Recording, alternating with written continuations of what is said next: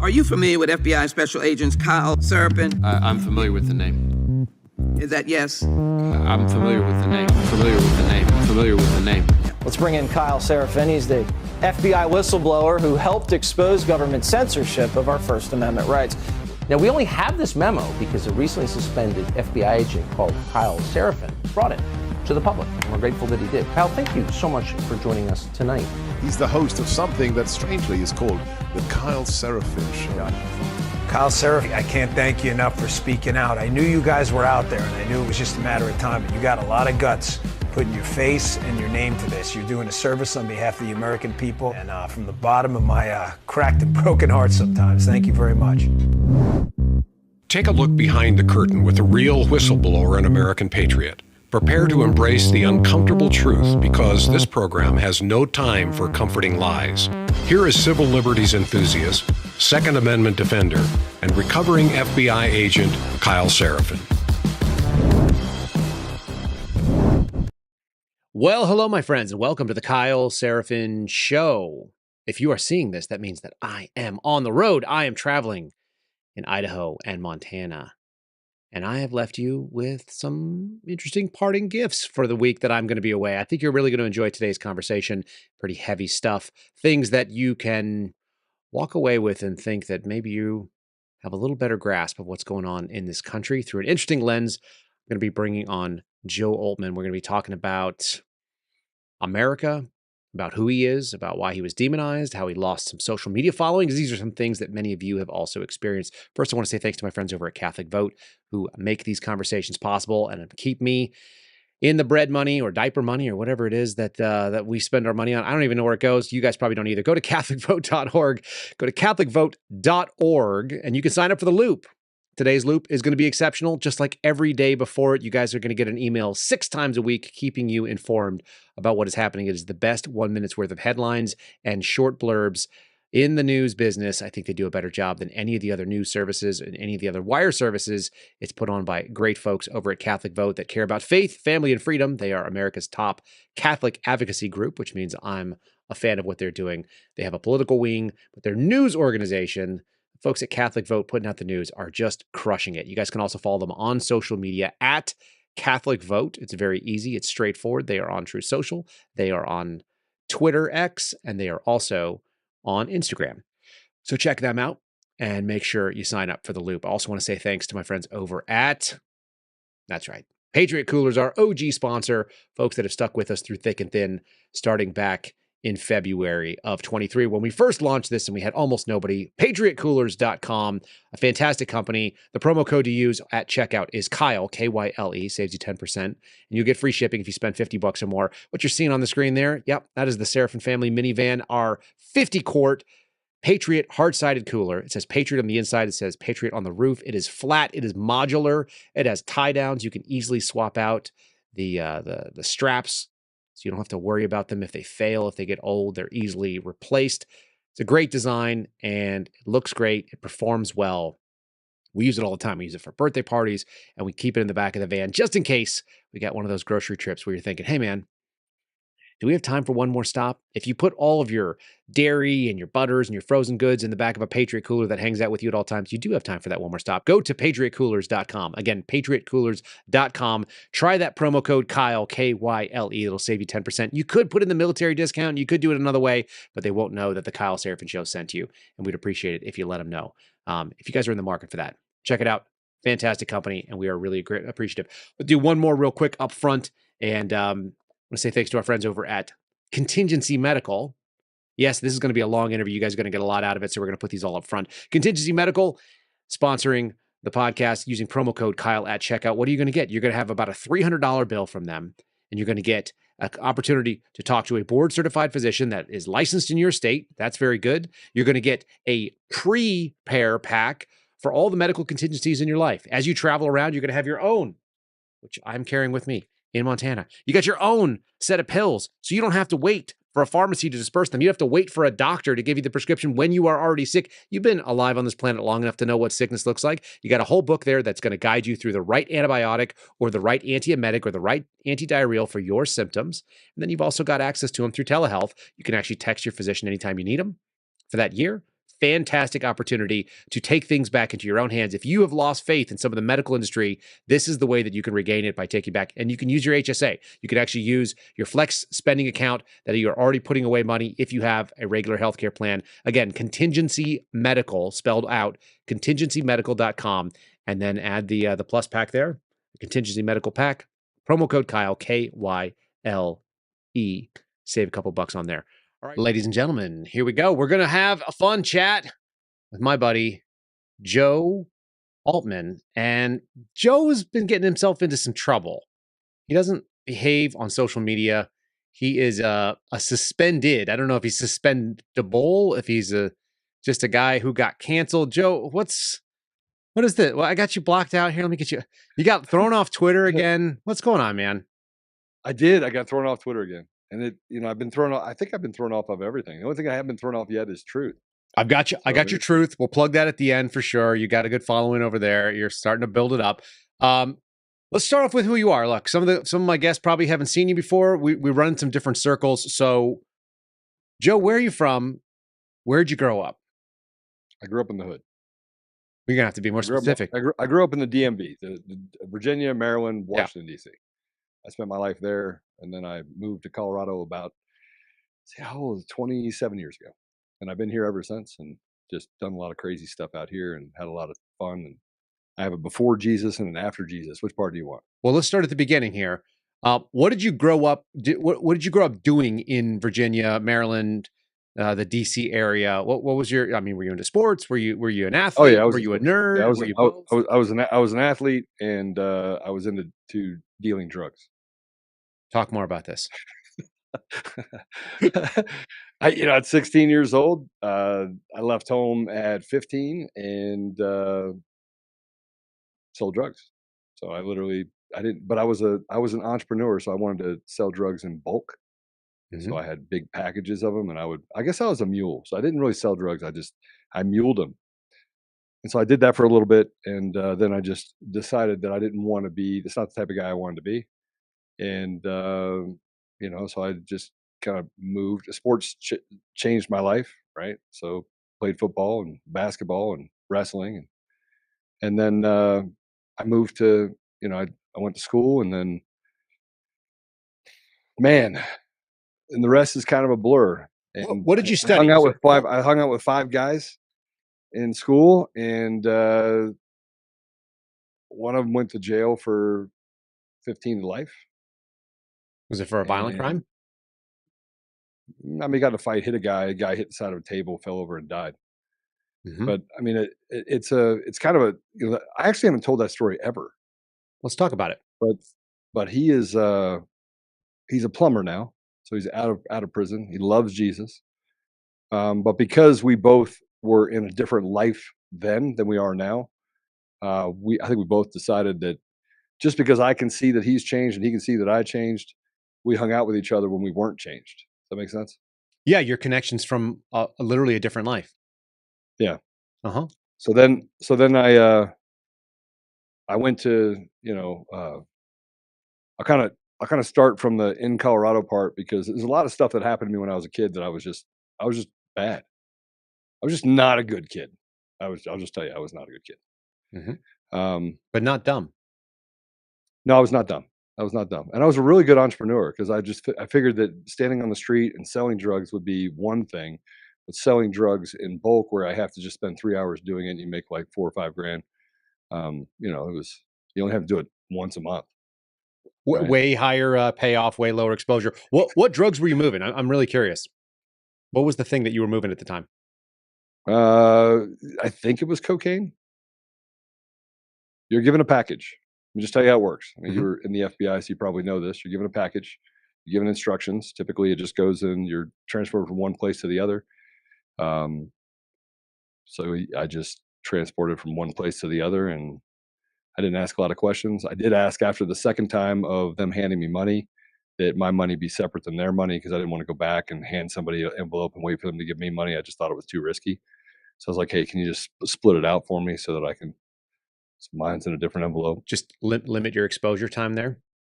Yeah. And what kind of people are you dealing with? Who's Who are you transporting with? I don't need you to get super specific, but like, what are they organized? Are they independent operators? Are they affiliated with something outside the country? What does that look like?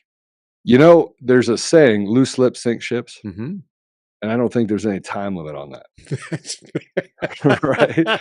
So, I mean, self-preservation is a good instinct. I'm not mad I about learned, that. well, I'm already on the left's list of people that they want to take out. I'm on the list of the rhinos they want to take out. I mean, I got involved in a lot of different things that frankly I didn't want to get involved in. Yeah, if you go look up Um, your name on the internet, it's not a lot of yeah. positivity, it turns out.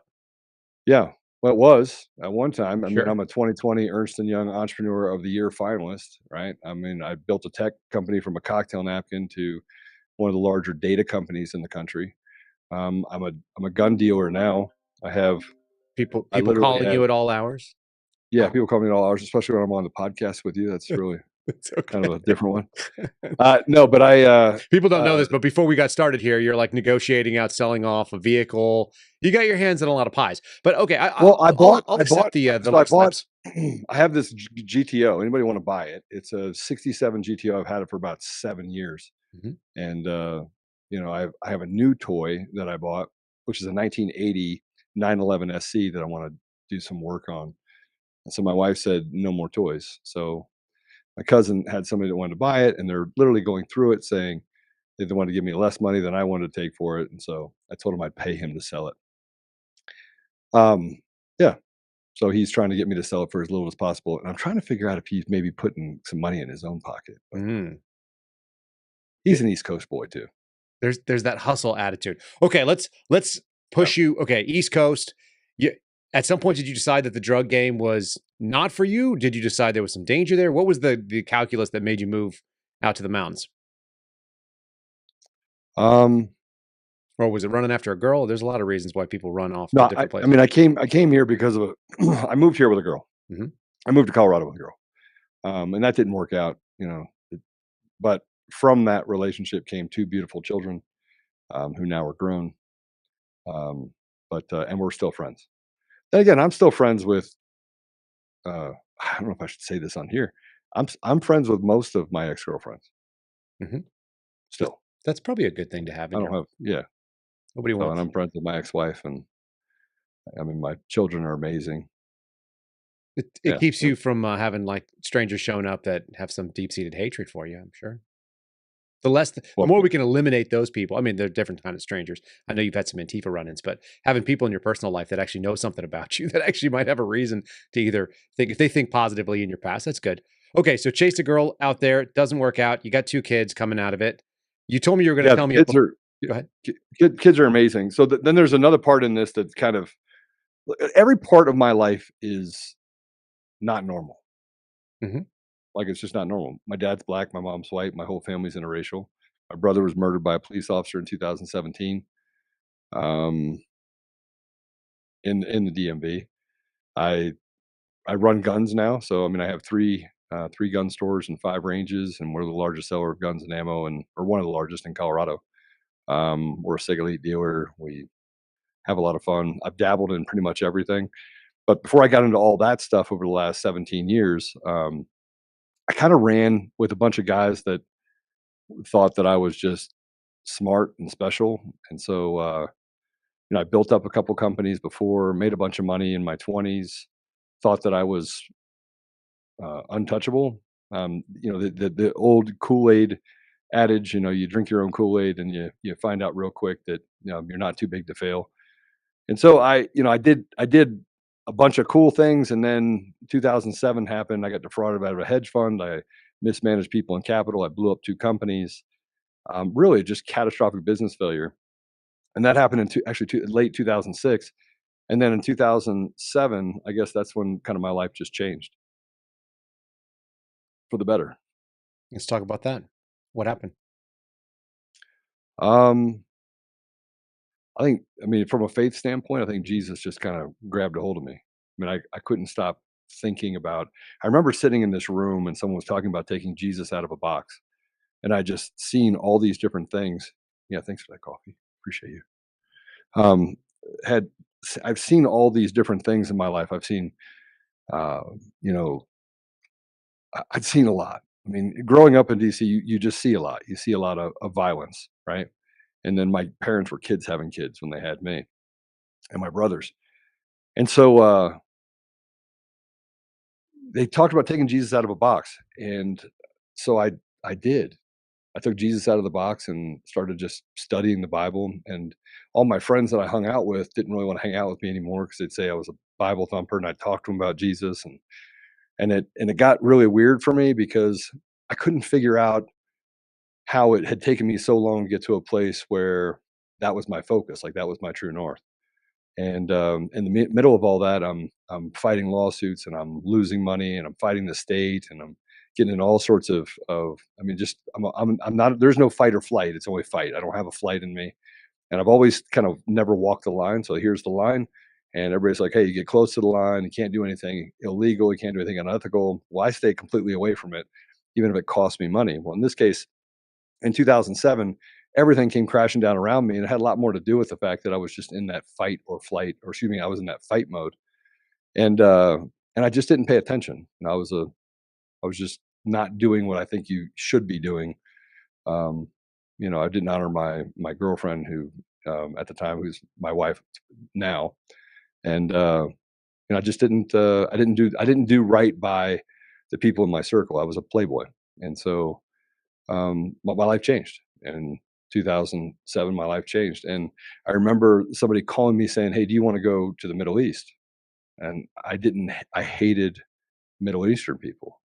Well, 2001, I'm from the East Coast. I mean, for me, it was, I hate Muslims, right? I had all sorts of names for Muslims, and I spared no expense in using those words freely, even if people were at restaurants, right? And so, Did you know a lot of and Muslims? I didn't know a lot of Muslims. Mhm. No. Mm-mm. But so he asked me if I want to go to the Middle East, and I got pretty deep into prayer. I mean, I didn't really. It's not like I grew up without faith, but I got into prayer to try and figure out like what's going on around me. Like, can I have a burning bush? And I have no idea what I'm going to do next. And then I got this phone call, and so I ended up going to Saudi Arabia, of all places. Mhm. And you'd say, "Well, Joe, how do you go from over here building a company, having some big partners, and having some really bad things happen here, and everything collapses, and then all of a sudden you're like, you know what? I just want to follow Jesus. I have no idea what that looks like. I really don't want to get back into business. I'm trying to just figure out what happened over the last year." And then somebody says, "Do you want to go to Saudi Arabia?" I mean, think about that. It's not even normal. Is that normal? Is that normal to you? No, that's bizarre. But Yeah. I let me. What made you think? What made you even open to hearing? Somebody comes to me today and says, "Hey, Kyle, do you want to go to Saudi Arabia?" My answer is going to be, "No, thank you. I've got some other things going on." So there has to be a particular willingness. You talked about getting sort of humbled. Is that the right word? Getting kind of Um, leveled by some things. I don't know if you call it humbled or just crushed. Okay. Like if you could imagine walking down a hallway, and you look at a light on this side and on this side, and you start seeing these doors, right? But every time you get close to the door, all the doors are closed. Hmm. And so you feel like you're just walking down this hallway, and you're just doing what you are being led to do. It's the weirdest feeling in the world, because every time I would go, yeah, I'm gonna go do this, it was like door closed over here, door closed, and the only one that stayed open was, hey, let's go to the Middle East. It literally was that strange, So right? there's this door. So what's the answer? So I walked through it, Mhm. and I went to Saudi Arabia, and I met with some amazing people, and people that I thought were bad people. And I went there with the idea that this is not going to end well. Here I am, Mhm. this Christian guy. I'm kind of a new Christian, so I'm talking about Jesus a lot. And you go there, and it's the complete opposite. You have a paradigm crash. Start meeting people, and you're talking to people that are Muslims about Jesus. I mean, so think about that. You're a Christian. You don't think that. I mean, you've read all the stuff that Muslims hate Christians, and I mean, I read it all, right? And so I'm looking at this group of people, and they're praying. I don't know anything about Arabic. I don't know anything about Muslims. Heck, I can count how many times I walked into a room, and I'm left-handed, and the one thing you're not supposed to do in a Muslim country is put your left hand in to grab a roll or grab food. And so I'm like num num num num num, talking, having these conversations with people, and I got my left hand in the middle of the table, and I'm grabbing stuff. People are all looking at me like, "Uh, Joe, you're not supposed to do that. And then I would meet some great people. You start meeting, you know, sheikhs and princes and King Abdullah, and you have all these different interactions with different people, not just on this one trip, but on multiple trips. And so you're a little kind of freaked out about it because you're like, you don't even know how important they are or aren't. Like it's not the same thing as being right. There's not like 50 bodyguards around them. They're just regular people. Yeah. And they're wearing a dress. I don't know if you've ever. Mm-hmm. I mean, it looks like a dress to me, right? And I'm wearing a suit, and they're wearing a dress, and I'm kind of, kind of like looking at that, like, what is Kind of that? jealous because they look pretty comfy. They look really comfortable, and then you start wondering in your head, like, they have anything on underneath that? Is that like, is it just It's a that you're normal just thought. going like, huh? Yeah, it's a normal thought. I think that's Yeah. Yeah. What's going on? So What's going on with this dress? Yeah. I mean, and you don't really know what's going on, but you're in the middle of it, so you're like, okay, I'm just going to kind of go about my business. I'm going to And then pretend you that it's start, tiger stripe boxer shorts, like that they're in like a combat role for jungle. Is that just me? and they're all wearing different headgear too. So you're like, what does that mean? What does the red and white mean? What does the yellow mean? This Like, is, is this I like mean, this is the man in a foreign land. This is the fish out of water experience. Many Americans never have this, by the way. They never Yeah. go to a culture that is completely different than their own. Yeah. A lot of us stick to Western. I mean, that's me too. The closest I ever got was somewhere like a Poland. And that's you went to Poland? it's a little different. It's a I little flew bit from different. They Poland. don't speak my language. They look a lot like me still. They thought I was Polish, so I couldn't understand anything that was going on. But you're in a completely foreign area where people are dressing differently, they're speaking differently, they're eating differently, Yeah. and they're 100%. receiving you with a lot of grace, it sounds like. Yeah, and then what sets when I mean, I know this isn't about faith, and it's not about faith at all. But there's something that happens when you're there, and you feel really bad for all the things that you had said before, Mm. right? And so then you start re-examining, who is the enemy. And I'm a big reader, right? So I love to read. I mean, I still to this day, I got books that are sitting around me, and I'll just pick a book and I'll read it. And I just love reading. I love reading about everything. So I love reading about history. I love reading about technology, and which is really what led me to do the company that I have now. But I just started reading. So I read the Quran. And you say, Joe, why would you read the Quran? It's not like I was trying to convert myself to Islam. It's that I wanted to seek to understand. I wanted to understand what I had missed for years prior to that, right? And I believe that my growing up in a world that I think is probably more racist than it is now, even though they say that everyone's racist now. I think it was much different when I was growing up in the 80s because I'd see my mom go to work to my dad's work, and they would fire him. He's a really hard worker. He's one of the hardest workers out there. And they would fire him because, she's white, he's black. White people hate you because your dad's black. Black people hate you because your mom's white. You don't really fit in anywhere. You grow up fighting. I mean, that's really what happens. You end up, on the street brawling a lot. And so, if I can interject for 1 second, I've got a really good buddy who grew up in Maryland and had a very similar experience. And he's a white guy, ended up marrying a black woman. They've got these beautiful little kids, but he's like, we catch weird looks in certain places because even though that's pretty common in, I think, accepted in polite society, it's still, there's places where that is not very common. And she's also, she's like literally from Africa. So she's got a very specific look. And if she wants to, she can sound very West African. And that's really amusing to me. She's really aggressive with him, which is also funny because he's a brawler. He's a lot like, he's built kind of like you are. He's built, muscular, athletic, solid dude. He's got a neck tattoo, which you don't always see. And he looks like a hard guy. When I saw him, I'm like, oh, that guy's probably a felon. That was my first thought. And I was like, I'm going to have to watch him. And he ended up being like one of my favorite people because he's not a felon. He's not a felon. No, he had some, childhood troubles, a lot like what you were talking about. He got himself into a lot of trouble and then ended up being the guy that is the opposite of that. He's the guy that's watching people and trying to help people. And he ran a liquor store and dealt with all kinds of people that were, shady and had people stabbed right in front of him in his own store. And he's like, hey, what are you guys doing? This is my business. He's like, he's a business guy. So interestingly enough, there is still that thing happening. And like you said, the 80s, in some parts of the country, that is still the reality. And it's not the places that you'd think. It's not the Mississippis to me. It's not the Alabamas or whatever. I mean, a lot of it's like DC, Maryland. It's Northern Virginia. It's the places where you expect a lot of progress to happen. For some reason, it's gone the opposite way. Yeah. It's really weird to watch. And it is. And, you build these relationships, these melting pots as you get older.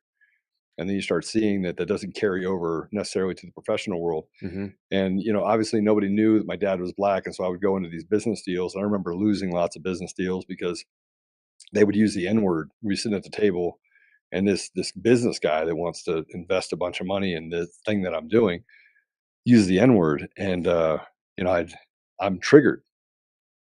I'm truly triggered. Like I mean, I guess in the terms, I went leftist for a minute. I I would mean, literally get. yeah, I mean, somebody who exposes a kind of just like casual bigotry, though, that's a problem. I think I don't like it. It maybe it's just the child of where I am, but I get that same idea. Not the same way. I don't have a parent that's in that category, but I got a bunch of buddies I served in the military with, and you said that, and you're like, how dumb are you? That's my real question, actually, is how ignorant are you that makes sense to you to use it that way? Because there's people that are garbage everywhere, but it's not about their race. At least not my experience. Fair enough. Well, and I so as I got into this Middle East thing, I was a math guy, so I like knew how to solve problems, and it's kind of this freakish, almost autistic. I'm not autistic, but kind of like that feeling where you walk into something and you have vision. And I often refer to it as I see dead people, right? That I can figure it out. Like if somebody put something in front of me, I'm like, okay, well, all right, yeah, here's what we're gonna do. We're gonna do this, and it's all gonna fix it, and it's gonna work out. And that's been like a gift that I've had my entire life. And then I find myself in this place where they're asking for my advice. I give them that advice, and then they ask me to come back again. Like I just went for once. I just wanted to go once, and I thought it was great. And I came back talking about the culture and the people, and the food was amazing, and how I put my left hand in the middle of it, and I thought they were going to chop my arm off. And that that the people wipe their butts with their left hands, and now you're coming back telling everybody, hey, do you know they wipe their hands with their left hand, so that's why I don't touch their left hand. So now I get freaked out because they're trying to shake my hand, and then they put their other hand on my arm, and I'm like, oh, dude, did you wash that hand that you just wiped your butt Right, with before you actually put it on? So all these things are going through my head all at the same time, and at the same time, it's this innocence. It's this innocence of just wanting to learn more, and so they invited me back, and then How old are you about that time? I was 32. Okay. Yeah, because I was worth 20 million by the time I was 30. I was worth 3 by the time I was 32. That's a strong move. It went backwards. Yeah, not everybody is going for that move. I mean, it really. I mean, if you're looking like cliff diving, it would be a good. If you're diving off the cliff, that was your net worth graph. Yeah, it's like it was. It was awesome. I mean, if you wanted to catastrophically fail in a way that yes, a 90% net worth drop that's an impressive move. Not everybody does that. Yeah, and by the way, it was 100% cash poor. Like I remember sitting in my $150,000 car, which in 2007 was a nice car, right? Mm-hmm. And I couldn't pay now my cell it's phone bill. now it's just an F-150. Yeah, no, it's just F-150. Yeah. So, but I remember sitting in this car and being like, wow, I can't even. And you go and you get, and I don't go to Walmart, but I went into Walmart because I had to convince them to turn my phone on, which is a different problem. And I'm trying to figure out how to maneuver all this stuff. I own all this stuff, and you have to sell all this stuff, and you're going through some crazy stuff in your life. I mean, it's just not. I don't recommend it. All right, I'll just. It sounds challenging. And as you just said, cash poor. So just for people's awareness, we're talking about you have assets that have a certain amount of value. A lot of those things also probably draw against it. They might even not really be assets. They might just be things that you own that actually have sort of a negative drain. And then all the money's gone. And then it's like, can I liquidate? Right? I mean, that's what you're talking about. Sitting around with a $150,000 car, wondering if you can fill up with gas, I imagine would be a weird experience, but it was real. Yeah. It was real. But at the same time, there's this calmness that comes over to you when you're trying to figure out what happened. And now you're in a foreign land. Someone's actually paying me to go to a foreign land. And I was like, man, if you could just kick in an extra $500 so I could pay my cell phone bill. That's what I thought. I mean, that's what I was thinking. That's literally what I was thinking. But I went there and I spent a week there, and it was awesome. And what was the opportunity that was presented to you that sent you through that door? Hey, we're going to go talk to people in the Middle East in Saudi Arabia about Jesus. We're going to do it under the auspice of business. Oh, I was like, look, I don't know how I can offer anything. I mean, I blew up 2 companies, mismanaged people and capital. I mean, I'm the quintessential failure. I'm not sure I'd put me in a category of anyone that can give anybody advice about either Jesus or doing a business deal. I'm probably, I used to tell people when I was there, I was like, yeah, I'm actually not that bright, because if I was, I wouldn't have done these things. And I would tell people authentically what was going on in my life. It turns out that the more authentic I was with them, the more they trusted me. Interesting. And I was like, wow, so I don't have to hide anything. Like, so in my life, it was like this moment in time where I realized, because I would not tell anyone about the fact that I came from bad stock, that I don't have good pedigree, that, that, I mean, frankly, my brother died running from the police, right? I did not have, I mean, I would not say I love all of my brothers and sisters, but some of them had drug problems. And I mean, there's just a lot of things that happen by growing up poor. You don't have the same opportunities, Hmm. right? You just don't. And so, when I went there, when I went to the Middle East, and I know I could spend all day on this. I mean, I went to 65 countries, like Bahrain, Lebanon, Syria, Egypt, Sudan. And the more that I would learn, the more that I'd learn about their culture and the problem we put in front of me, the more I started to then look at what they're saying in the United States. I went to Afghanistan, I went to Chad, I went to Libya, I went to Somalia, Kenya, Uganda, Tanzania, Ghana, DRC. I mean, you name it. They would ask me to go to somewhere, and I'm like, yeah, I'll go. And all this is Yes. under the auspices of sort of missionary work. Yeah, capacity analysis, infrastructure development on one side, and then it turned into negotiating in areas of conflict, like tribal conflicts and things like that, where you could walk in and kind of work through it.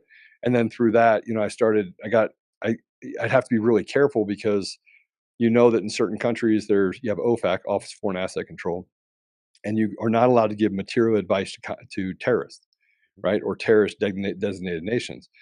And so I met with President al-Bashir of Sudan. I met with President Kufuor of Ghana. I met with, well, I mean, the big one is probably the meeting that I had with Al Bashir. And one of the reasons, one of the times that I was meeting with him, he was actually under indictment for um, crimes against humanity.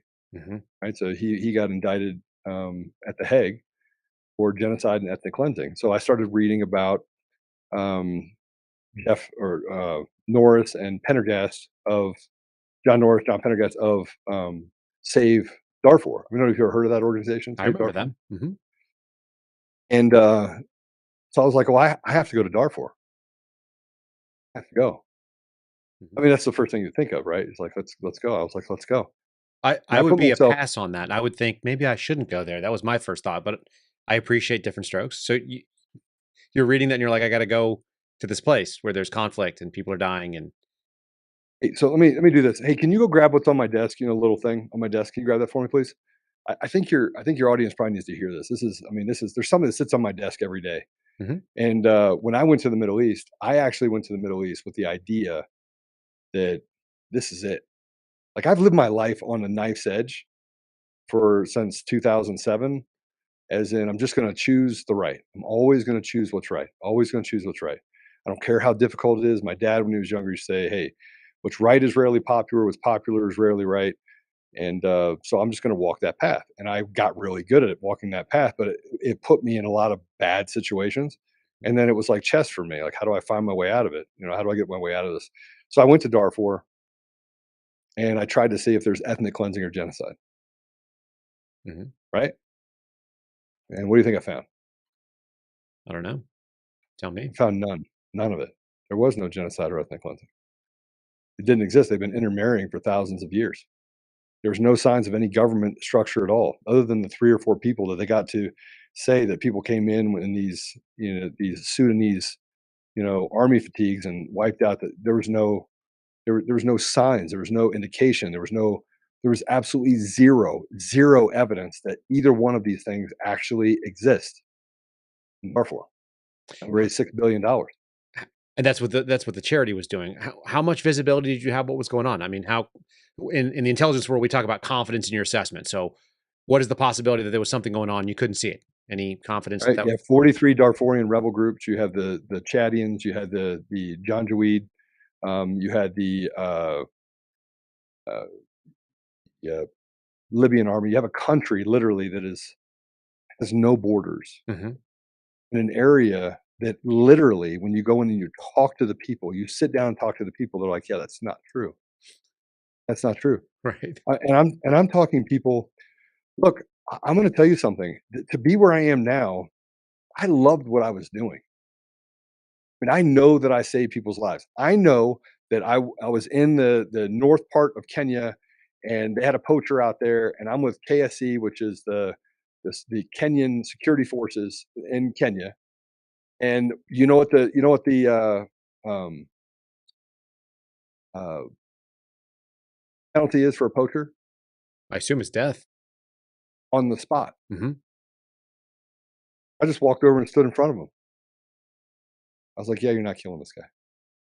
You have to kill me first." It was like the dumbest thing any human being could ever do. Sketchy move for Smart. sure. Yeah.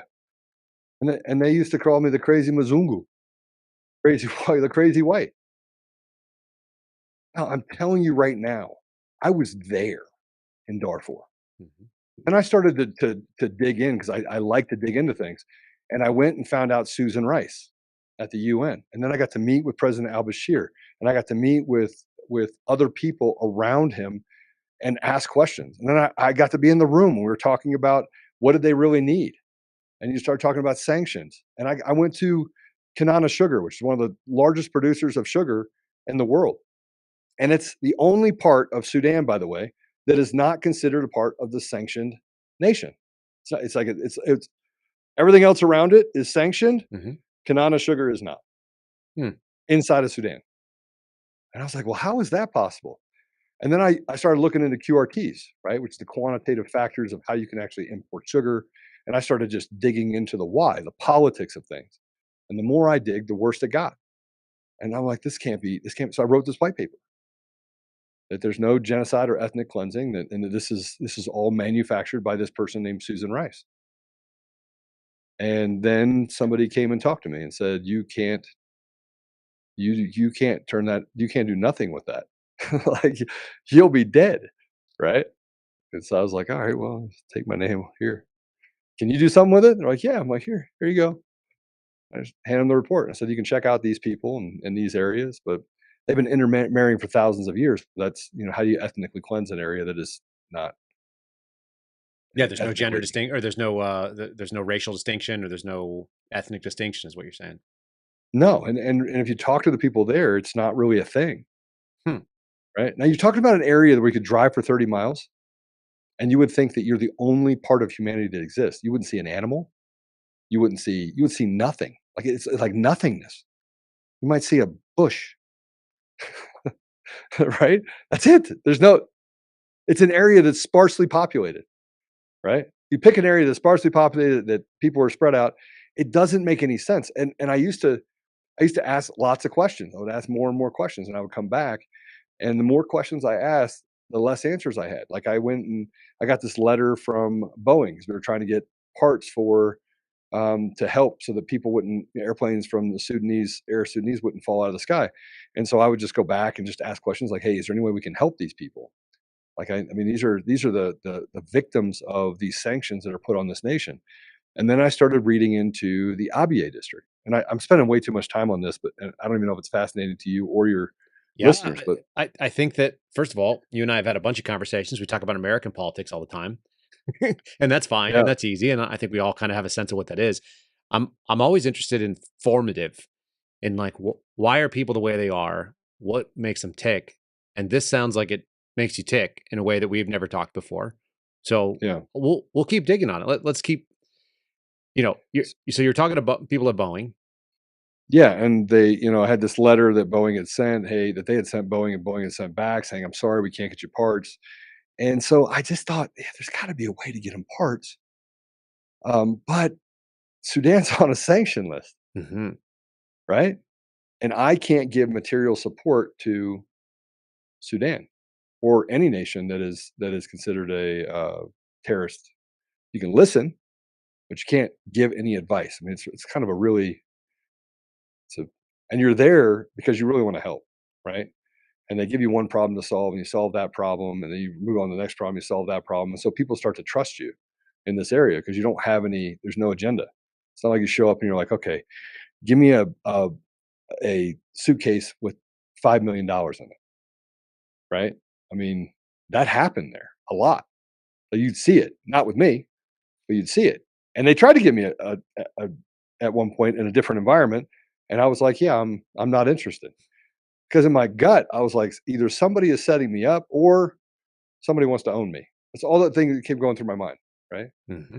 And so, but I started learning more about Sudan, South Sudan, and the fact that there's this area that runs between South Sudan and the north, and it's called the Abyei district.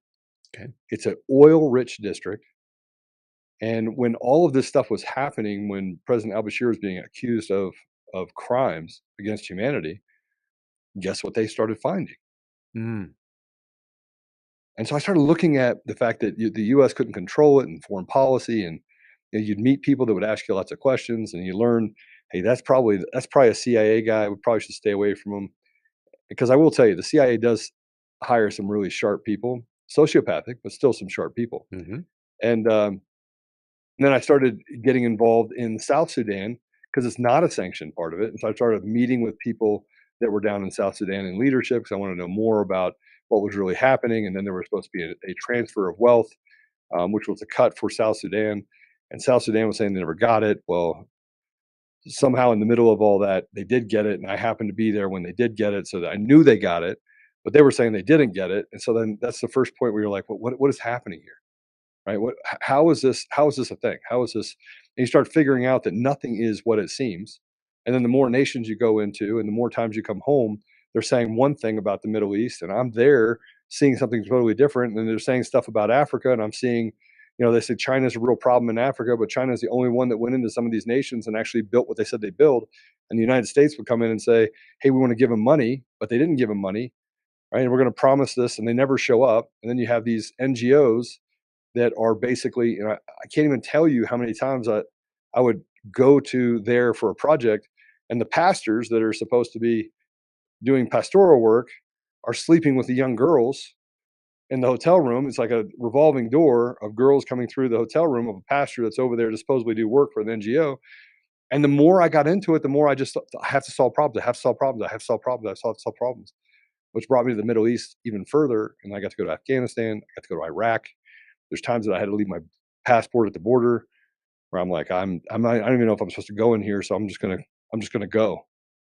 So I would just give them my passport and just go. And I get on and then I had a cell phone there that has SIM cards. You swap SIM cards no matter what nation you go into. It's not like this now, right? You have all sorts of different SIM Just to get cards on the in different different countries. networks. And you start to get to know people, right? And you love these people.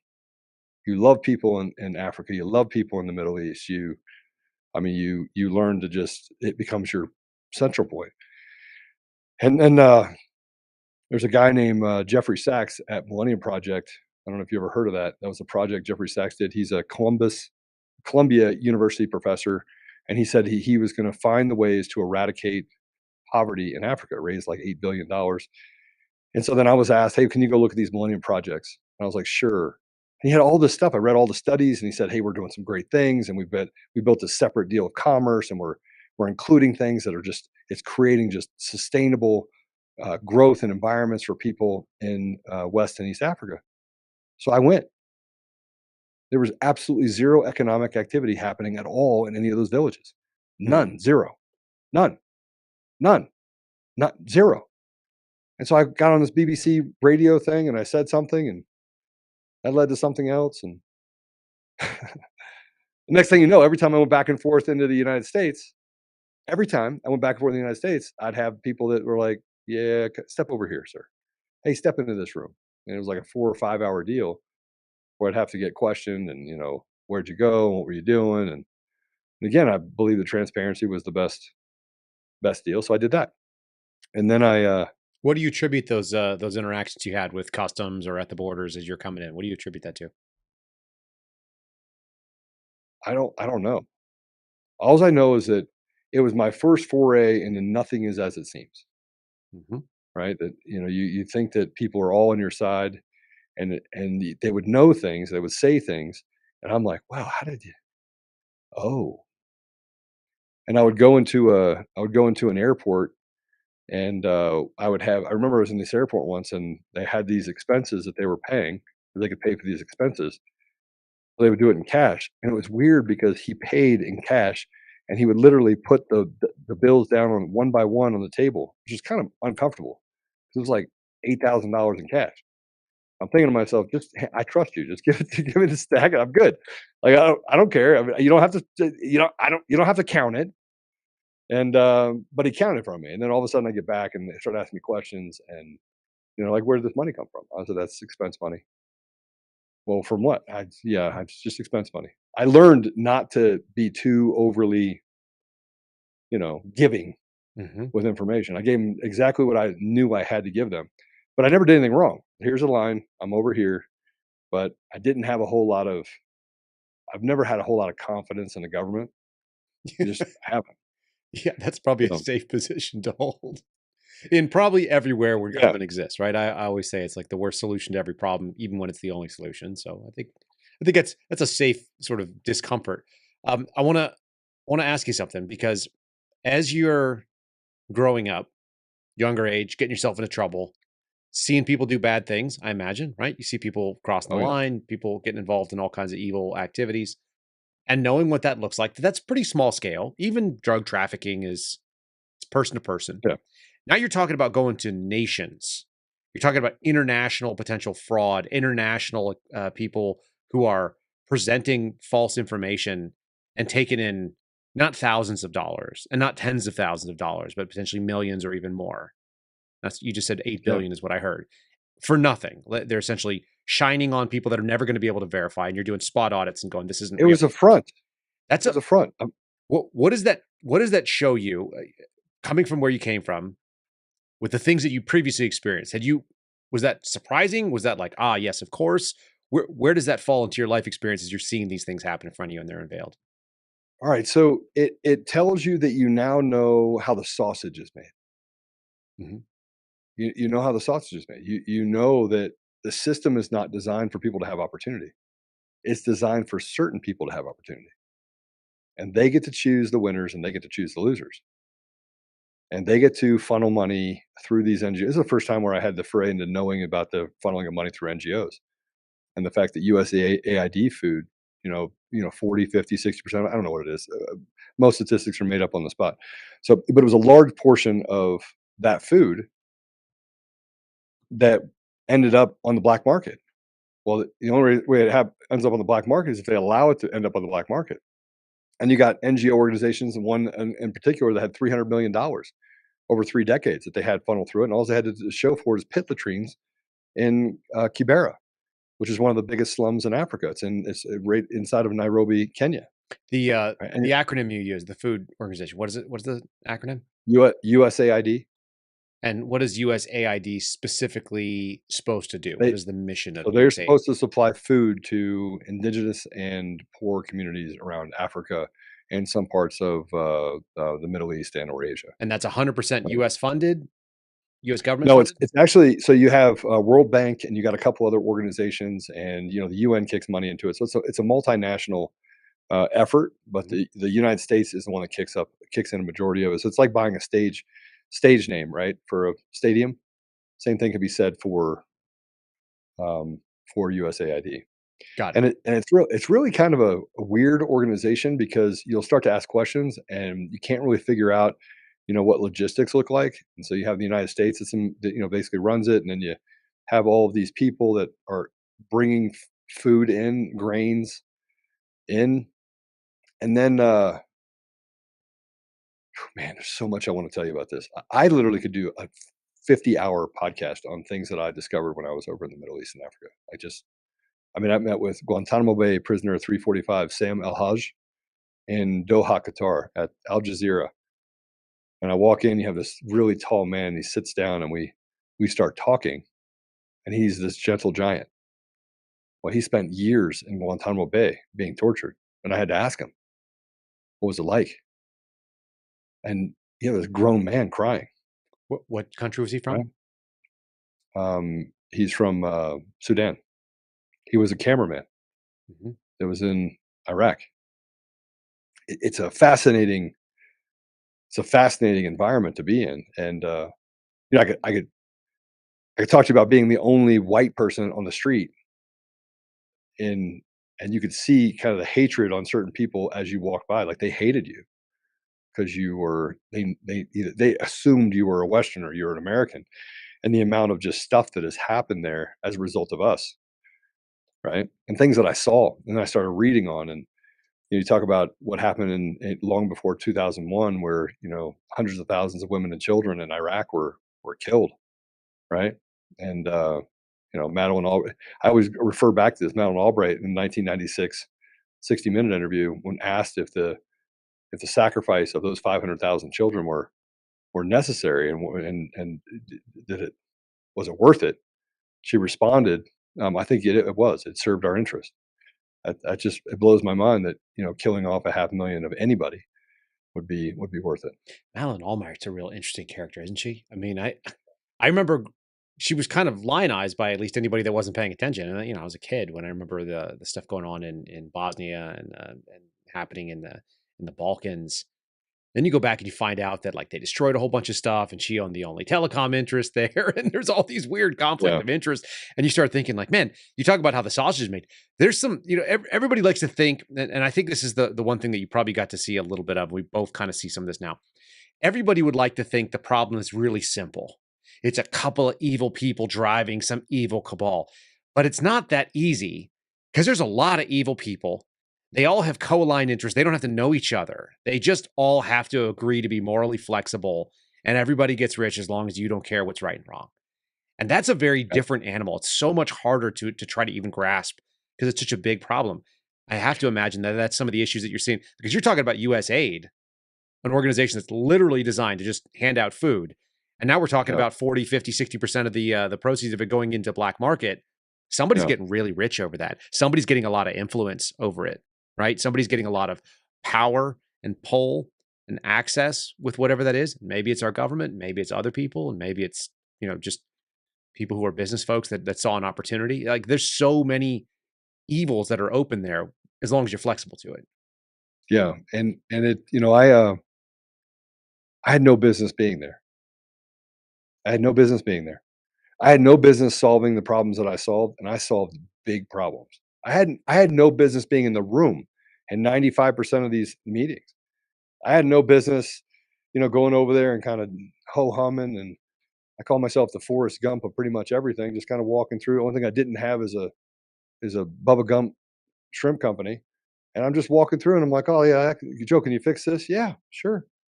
And they'd say, we need a water catchment. And I'm like, "Okay." So I went back here and I picked up the deal and I'm like, "Okay, I'm going to look it up. I wonder if there's like I don't know, is there like a water company here that builds the engineering company that builds reservoirs?" And I just pick up the phone, RJH, it's right here in town. I was like, Robert, let me see if I can call him. And I called him and I was like, "Hey, look, I want to build some water catchment in Africa. Can you help me?" I mean, that's how silly it was. And I would solve that problem. Mm-hmm. And I would go and do prayer with people in different countries and with different religions. And I had this innocence that once I was able to set everything down, and look, it was not easy. I'm going to tell you right now, nothing that I did in those 6.5 years were easy, right? It was difficult. It wasn't hard though. It was just difficult. It was just, you're solving problems and then the dynamics of the ethos that you have in that environment. And you're not much like we're today, like what we find in our society. We're actually not fighting each other. We're fighting people above us that are creating chaos that is dividing us. And then we don't trust each other, but the people we really don't trust are the people that are running it, that have that alignment of ideals. So I think that's the interesting lens that you bring to looking at America in the last couple. When do you see this country having it feels like it's taken a nosedive, like your net worth when you were 30. Like it feels like it's done something, our trust in institutions, our trust in each other maybe. When did you see that start taking the downward plunge in this nation? So look, I think it's probably important to know that my daughter went to high school and she was a straight A student. She went to high school. And by the way, the reason I brought up Sam El-Haj in that meeting is that I got a message from her counselor at a school saying, "Your daughter has D's and F's. She thinks you're going to die every time you leave the house." And there's some reasons for that. I mean, there's some things that happened to me while I was there that she wasn't wrong. I didn't exactly walk into the safest. It wasn't like I was walking into a 7-Eleven. Right. I was walking into really crazy places. So, so that shaped me coming back to the United States and saying, I'm done. I need to take a sabbatical for 7 years. And I learned a lot, and but I was committed to my children. I wanted to make sure that they were good. And so with that said, I went back into business by accident again. I'm sitting there having beers with my buddies, and I'm trying to solve a business problem. And so my home, I turned it into an event center because I didn't know what else to do with it. This big old 11,000 square foot house that I should know, right? I didn't know what to do with it. So we turned it into an event center. Turns out it was like a brilliant idea. This is like a wedding, Again, a wedding venue yeah, for retreats, wedding, corporates, business stuff. events. Yeah. Okay. And it's this Mediterranean Italian villa. We ended up selling it after about 18 years, but um, and it was our home before that. It had a swimming pool in the living room. It's pretty awesome. Built by the mob. It's pretty crazy, right? Crazy house. There's no business that I have in any of this. I'm just telling you. It's like you get to that place where you turn around and you're like, what is happening here? This is is it the Talking Heads song? How did I get here? As the day, what is that song called? Yeah. As the days go by, and this is not my beautiful house, and this is not my beautiful wife. Yes. You know what I'm talking about? Oh yeah, yeah. I don't have any rights to play the That's song. my life. Yeah. It literally is my life. I come from bad stock. I know I come from bad stock. Like there is no I mean, you talk about families that had everything. My family's never had anything. Right? It's just or torn apart. Like never got along with. It's like the Judds and the Clampetts in one family. Mm-hmm. Like, nobody ever got along. And so when I came back here, I came back and cut grass. So here I'm meeting with kings, presidents, prime ministers. I'm going to the National Prayer Breakfast every year. I learned Arabic. I learned Arabic flying back and forth, mostly because I wanted to know if they were going to cut my head off when I got there. Like, solid. So I got really good at it. Right? You still have this thing in your mind where you're going through, going, "What if they're going to kill me? Like, This might not work out." I just want to know it. Right? And in the middle, in the middle of all this, you had the Daniel Pearl. Remember the guy that leaned down and cut his head off, right, on the beach after he told everyone how bad America was. So you have thoughts of this in your head, and you're a fighter, so you're ready for it, but you also have this incredible love for the people that you're with, and it's unbelievable. But then I came home and I just started cutting grass. I mean, I literally did nothing. My wife ran it. I just cut grass. My grass was perfect. Like grass, I got to tell you, it was the best grass you would ever see anywhere. And that is not, I'm not talking about drugs either. I'm talking about grass, like real grass that you lay talk down about on. like baseball infield level crosshatch grassing. Yeah. Mm-hmm. Yeah. And I made sure the place was perfect. And I did this decompression, but I went to just hang out with my kids. And the whole thing for me was I wanted my children to have their dad. Like it was their time, right? I mean, just spending 2 weeks on, 2 weeks off overseas, it's not working. Mm-hmm. And so then I went to have, just have some beers with my buddies, and we're sitting there, and they started talking about this business problem they had, and I started on a little napkin, started writing out how I could solve it. And I was like, well, here's how we do it. I mean, so if they're going to do this, then this is what we have to do. And we build this kind of fraternity inside the community. And if we did this, then we would allow all SMBs, small to medium businesses, to share information without sharing their customers. And here's how we could cut it together. And they were like, oh, that's brilliant. So for like 2 or 3 days, I was like, yeah, it kind of is brilliant. I think I'm going to build a company. So then I sent it to my friend, and I'm like, hey, listen, I got this idea. I want to send it to you. And I sent it to him, and he goes, now keep in mind, I had a catastrophic business failure 6 years earlier. Mm-hmm. Right. And so you're like, well, I don't think I can do this, but I really want to do this. And he's like, how much money do you need? Well, keep in mind, I was making a lot of money. When I went to the Middle East and Africa, people were paying me to do things for them, a lot of money. I mean, at one point, I got paid $400 to $800 an hour for every hour that I breathed over there. Mm-hmm. Right? I mean, you're here. I was like, oh, that's fun. This could be really lucrative, and it was. Sure. But I was solving big problems. So I built my company. I literally built my company, and I ignored politics. I wanted nothing to do with politics. I wanted to serve the Lord, and that's all I wanted to do. And so I started playing football on Saturdays with gang members. I started donating my time and money to, help with kids that needed to go to school. They wanted to go to private school because public schools were so bad. I just started investing. I was a Tocqueville member for United Way. I helped out United Way. I knew the guy that ran United Way that was involved in that scandal way back when, who died, Bill. And so I literally just started volunteering for boards, and I was the most active board member because they would have a problem and I would just show up. I was like, guys, cancel my meetings. I got to go do this thing. And the more I did this and I poured out into my community, the more successful I was. It was crazy. It was the craziest thing ever. And then my brother died, 2017. And what was if you don't mind, talk about a little bit the circumstances? You said he was running from the police. What was the story there? He worked for me. I wanted to change his life. And in large part, there was years that went by that I didn't talk to my brother. I just had a couple years where him and I were just reconnecting because I've given everyone in my family cars, houses, boats, businesses, money. You ever seen $1 Million Baby? I haven't, but I'm familiar with at least the name. Yeah. So $1 Million Baby is about the person that breaks her neck. She's in a boxing match, gets punched, and she's laying in bed, and her family shows up, she's been estranged with for forever, and they're just trying to figure out, who's going to get the $1 million. Got it. Right before she dies. That's kind of my family. Like I think they'd show up at the very end just to grab whatever they want. Right. Take my shoes off my feet. Oh, is that belt worth anything? Let's take that off them too. Right. Not a great feeling. But look, my brothers and sisters, there are brothers and sisters that I have that are not like that. But I would say in large part that's how I felt with my family. And so I feel like I'm just telling too much. That's that FBI thing, right? That's what always people tell. I'm like, no, I just ask questions and people are okay answering. This is your story, so we're hearing it. Well, and it doesn't bother me because there's nothing in my life that I've seen kids die of the common cold. I've seen kids get blown up. I've seen crazy stuff. I've seen somebody use a knife and literally chop people up. It's crazy what I've seen. Crazy stuff. I don't even know where I was going with this. Well, you're telling us you're pouring more out into the community. You're working. I was a you're Boy Scout. Yeah, United Way. Since I was a Boy Scout. Mm-hmm.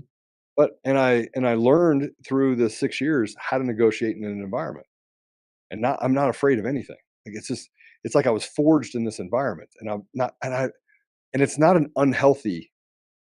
It's kind of a healthy because as long as you don't use what can be used for good goes used for bad.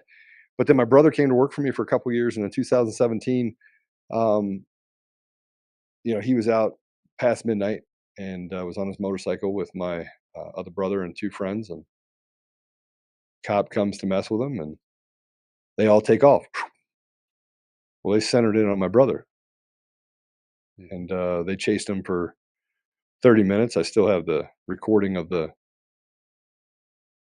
because somebody inside the police department actually got it to me because they lied. And at 90 miles an hour, they hit him from the side, knocked him off his bike. He hit a wall, then hit a pole, broke his neck, and died. Nearly split him in half.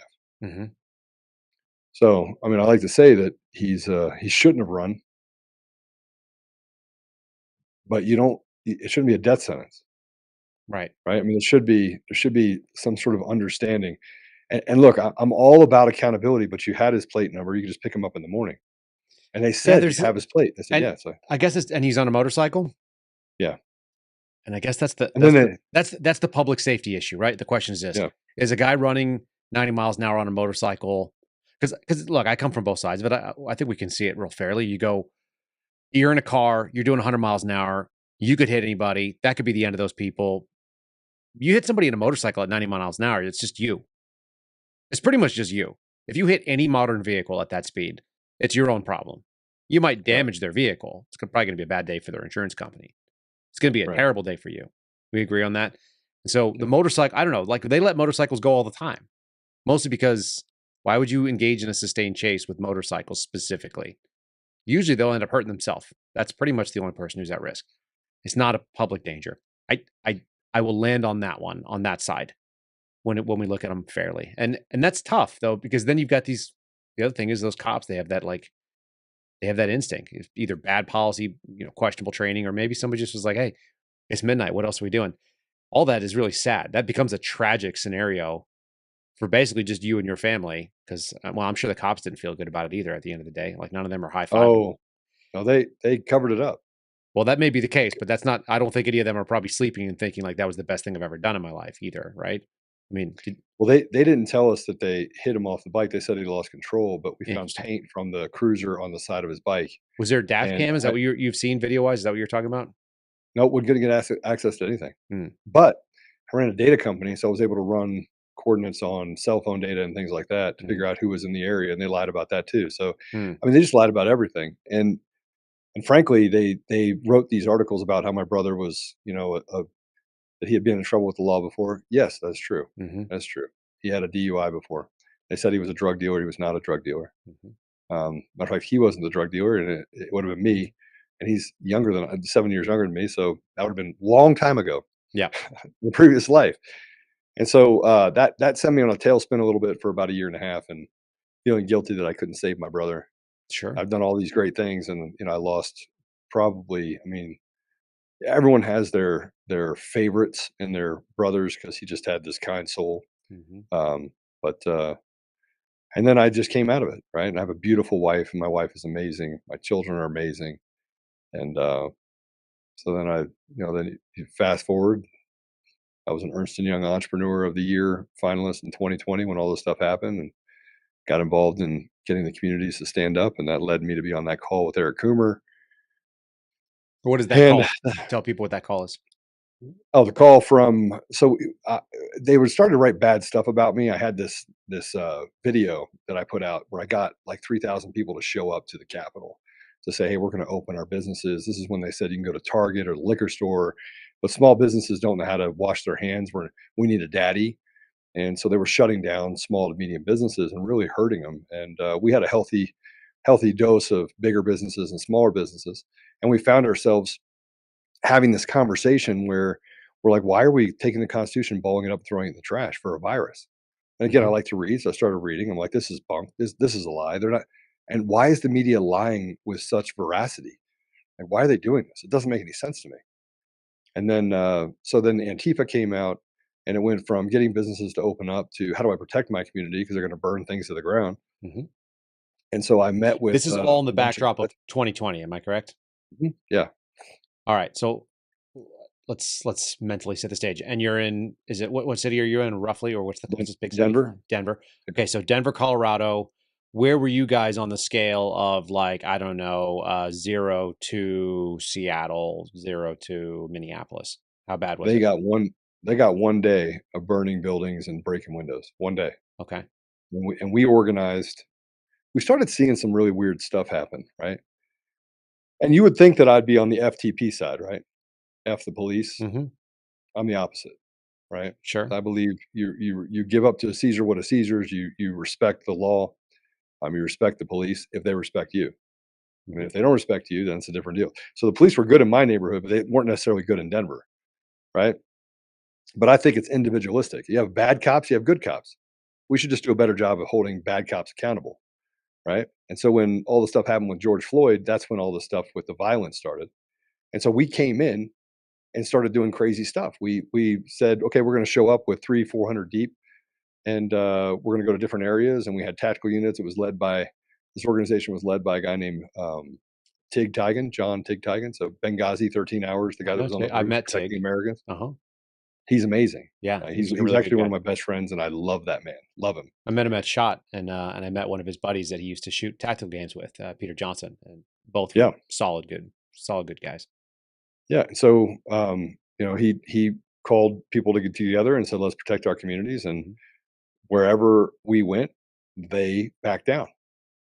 And I was just trying to empower people. But then the media started writing bad stuff about me. We started this organization called FEC United, which stands for Faith, Education, and Commerce, the three pillars of our society. And how do we keep churches open and not have this mask deal, and give people free choice, which is what this is what the foundation of this country is built on. And so I started that organization. They started writing all these bad things about me. Well, that's new for me. Like I spent the you're last 8 bad guy. years, everyone loved me. Huh? Yeah, you're the bad guy. I want to dig down into the idea. If you're used to seeing things overseas and there's you're going into environments where you want to know the local language just in case they decide to cut your head off because that's how sideways things could go. That's a real thing. Mm-hmm. And you've seen sort of false fronts, fraudulent, presented internationally as being legitimate. And then you're seeing on the back end of it, there's literally no substance. There's no one, it's Wizard of Oz. Don't watch that man behind the curtain kind of scenario. I just told you I saw dead people, right? Yeah. Did you see in 2020? Because I think that's the question that I don't know what the answer is to any individual person, but there's a chunk of America, and everybody had a different reason, a different background for it. There's a chunk of us that looked at what was coming down in, let's say, February, March of 2020. And there was some statements made, and there were some asks that were sort of voluntary. We want you all to be part of this. We're all in this together. Yeah. And it smelled wrong to like a pretty good chunk of people. You were one of them. I didn't know you then. What triggered your aha, or your sense that something was not right and what we were being told was false? If you could pinpoint it, because I'm really always so curious about what that thing is. So the reason why I got pissed off is that I had a friend that committed suicide because the stock market dropped by 1,000 points. Mm-hmm. He thought it was just another Armageddon. He'd already gone through this in 2007, 2008. Didn't go through it again. Killed himself. Right. But prior to that, a week before it, end of February, I was in London. Went over there to watch a football match, which is soccer here, right? So watch soccer with my wife. And I came back to this, and I remember seeing the stuff on the internet, and then I remember what happened in that 6 years with the media, and I was like, "This is an op. Like they're running an op on us. This is not real. Something's very wrong." Anything you can key in on that screamed op to you out of curiosity? 2 weeks to slow the spread. All you have to do is know what a virus is capable of doing, and you know that you cannot have 2 weeks to slow the spread. It can't happen. So a palatable surrender of your personal liberties. It's just 2 weeks, right? I mean, that was obviously the first step for most of us that we saw, and we're like, oh, and then suddenly you're looking. But the idea that we're going to literally voluntarily shut down our entire economy, right, for any period of time, it didn't make sense, right? And it kept getting worse and worse and worse as you went through it. Like the more that they would talk, the worse it would get. It didn't make any sense. Like there was no part of what they were saying or doing that led you down a path where you thought what they were doing was following truth. Because I happen to I'm not a doctor. I don't play one on TV. I'm not a lawyer. I don't play one on TV. You have slept in Holiday Inn Expresses in your life, I'm sure. But yeah, yeah, lots of them. But when I was in Africa, I had to study certain things because you had to be, up on malaria. What are the symptoms? And I got malaria twice when I was there. Mm-hmm. And the third time I got it, I actually came back with it 3 weeks later. I was like, man, I'm really sick, and everything wasn't working right. And he goes, I would say you have malaria, but you haven't been. I go, oh yeah, I just got back from Africa. He's like, you're an idiot. That's not the thing that's so funny. There's some things you get trained on as a paramedic. You get trained on like tropical diseases every once in a while. It's just like exotic stuff that you just shouldn't see. So you just ask that one disqualifier. Hey, have you been to Africa recently? And somebody the answer is always going to be no, except when the answer is yes, because I go there every couple of weeks. That's actually really funny. You'd be that one guy where they were just like, I learned this, 10 years ago or 20 years ago in some sort of throwaway training. Let me ping this idea against you, because this is something my dad and I honed in on, and I find it just fascinating because I saw it too. Do you remember watching on television? It doesn't matter what news channel you were on. They had the death count from COVID. Yeah. And it was running up like the national debt clock. Do you remember that? Yeah. It was like you're watching it and it's like spinning up. Numbers of people are actively dying. We don't even have numbers of years in arrears. I don't know why I said years in arrears, but we don't have 1 year in arrears. It usually takes 2 years to be able to calculate the number of people that died from any given cause. They had it to the second. All new. Yeah, they're all updating it across all the news platforms. To me, there is nothing more fraudulent than telling me that you have secret knowledge that you could never have. And I know for a fact you couldn't have gotten it in time. And you're telling me how many people have died from COVID today. I know you're full of shit. There's no other way for me to think that. And, everybody had a different tick. 2 weeks to throw so the spread was in your head. I don't know if that registered with me, but real-time death counts, that's made up. That's not real. That's like, do you remember the movie Starship Troopers? Oh yeah. Do you remember they showed the asteroid comes in and it hits Argentina? It hits Rio de Janeiro, I think. And then they're showing they're like 20 million dead, and it shows like the ticker. That's what it looked like, except that was in the 90s, and in 2020 we did that for real on television every day for a year. Well, and now you start looking at that. It's actually brilliant you said that. But if I wouldn't have known about malaria, I wouldn't have known about ivermectin. Okay. Right? Malaria is a virus. Mm-hmm. Okay. Ivermectin is what was given to me when I had malaria. And I'm like, wait a minute, this doesn't even. Why would we be? And I would just go back to the books that we had before that I would look in them and I'm like, okay, well, it says this and it's at the strongest point, and then it has to have an epicenter. And so I started digging into this virus. And by the way, the virus doesn't want to kill its host. So over time, it becomes weaker. I have to fact check this one. Malaria is a plasmodium. It is a parasite that is not a virus. I don't know why that bothered me, but when you said it, I was like, I know that's it's a plasmodium. What's the thing that it causes? It's a blocker. It blocks ivermectin. Well, ivermectin touches a bunch of different things. It can interrupt a bunch of different processes, including things in bacteria. Oh man, what's it called? We'll look it up. Here, I'll look it up. But so that I just knew that was hitting me strange. I was like, malaria? Okay. That's not true. Well, I know it comes from mosquitoes and it comes from water. Yep. Right. I know it comes. So yes, but there's a thing that they have where it cuts off. It's a blocker. It's an inhibitor. Right. Okay. And on viruses, you have the same ability to cut off and to create an inhibitor. You can actually. All that sounds correct to me, and I haven't got into the mechanism of action of ivermectin in a really long time, but I remember that there were arguments being that were saying that, and then the genome actually doesn't repeat itself on the virus, so it actually is like a carbon copy, but slightly off. So little by little, it starts to on viruses actually mutate. Yeah, through the replication we're talking about, right? But it mutates down, not mutates up. As in, it gets less virulent. Yes. Yeah, because it's trying to. That's not what happened here. Right. It's trying to adapt to a host. So, there's a couple things that we heard during that whole 2020 that made no sense. Number one, the fear, literally the fear of discussing natural immunity. That was bizarre. I don't know why you'd be scared of talking about that. That's what happens. If you survive it, then you're usually good. And then, as you said, virulence usually goes down so that it can be slower, spread quicker, and last longer in all the hosts. That's the goal of anything that wants to propagate itself across the population. If you kill off the population too quickly, then it's not effective in distribution. You're looking this up right now? Yeah, no, I was looking up what I came to. It's called plasmodium transmission, but there's something in here. It says the efficacy of risks. Let me see why. We can come back and add at some point. All right. Yeah. Well, and this is the part that I get. Yeah, but it's not a virus. There are people that are far more qualified than us that have made the recommendation of ivermectin, and I understand that people that had traveled all over the world had instincts that was a good policy. There's a reason why third world countries used it and had. How about this one? How on earth did the United States, with theoretically the most advanced medical system in the world, have worse outcomes than places that don't even have running water everywhere? With all the money that we spend, how is that possible? The sun. we were indoors.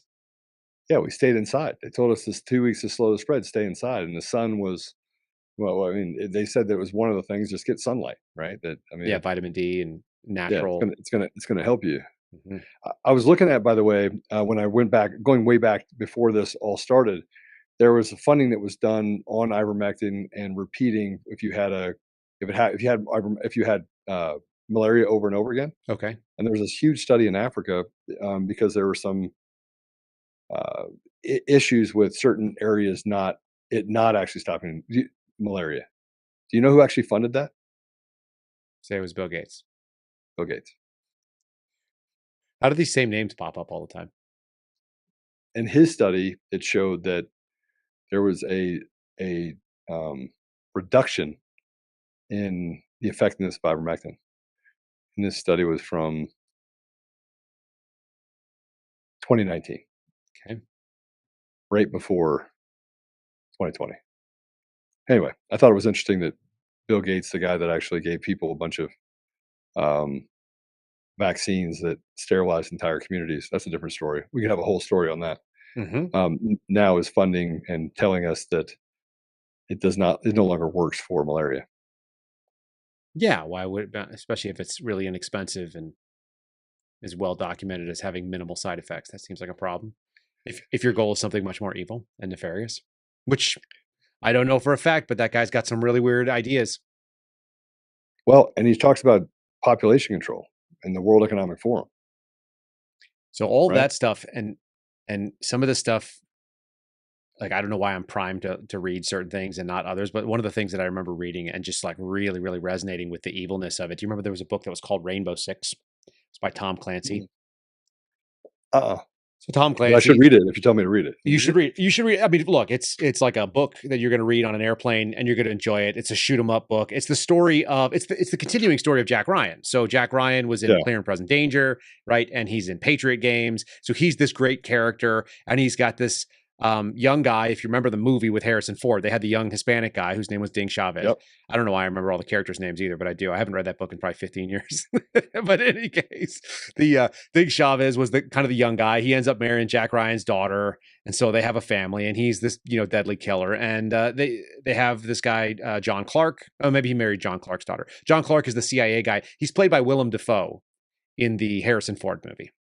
And he's actually supposed to be like this huge Vietnam era SEAL who's just a badass. But in any case, the long and short of this version is they come up with this international counterterrorism force to handle the specialized insanity threat that is like, imagine like an international Delta force. They get Delta operators, they get SEAL Team 6 guys, they get people from whatever the Special Mountain Division is from the Germans, they get some people from the British SAS. So they put this rainbow coalition of all these different nations, of all these badasses together, and then they all train together where they have different specialties, and they're all the nations that are love freedom and liberty and the Western way. Put them all together, and they're under the command of Rainbow Six, which is the headquarters unit, and that turns out to be this guy John Clark, who's former SEAL CIA guy. The crazy thing is, the bad guys in the book of the story are ultra wealthy billionaires that decide that there are too many people on the planet. They create this virus of which they are the only ones who have an antidote to it.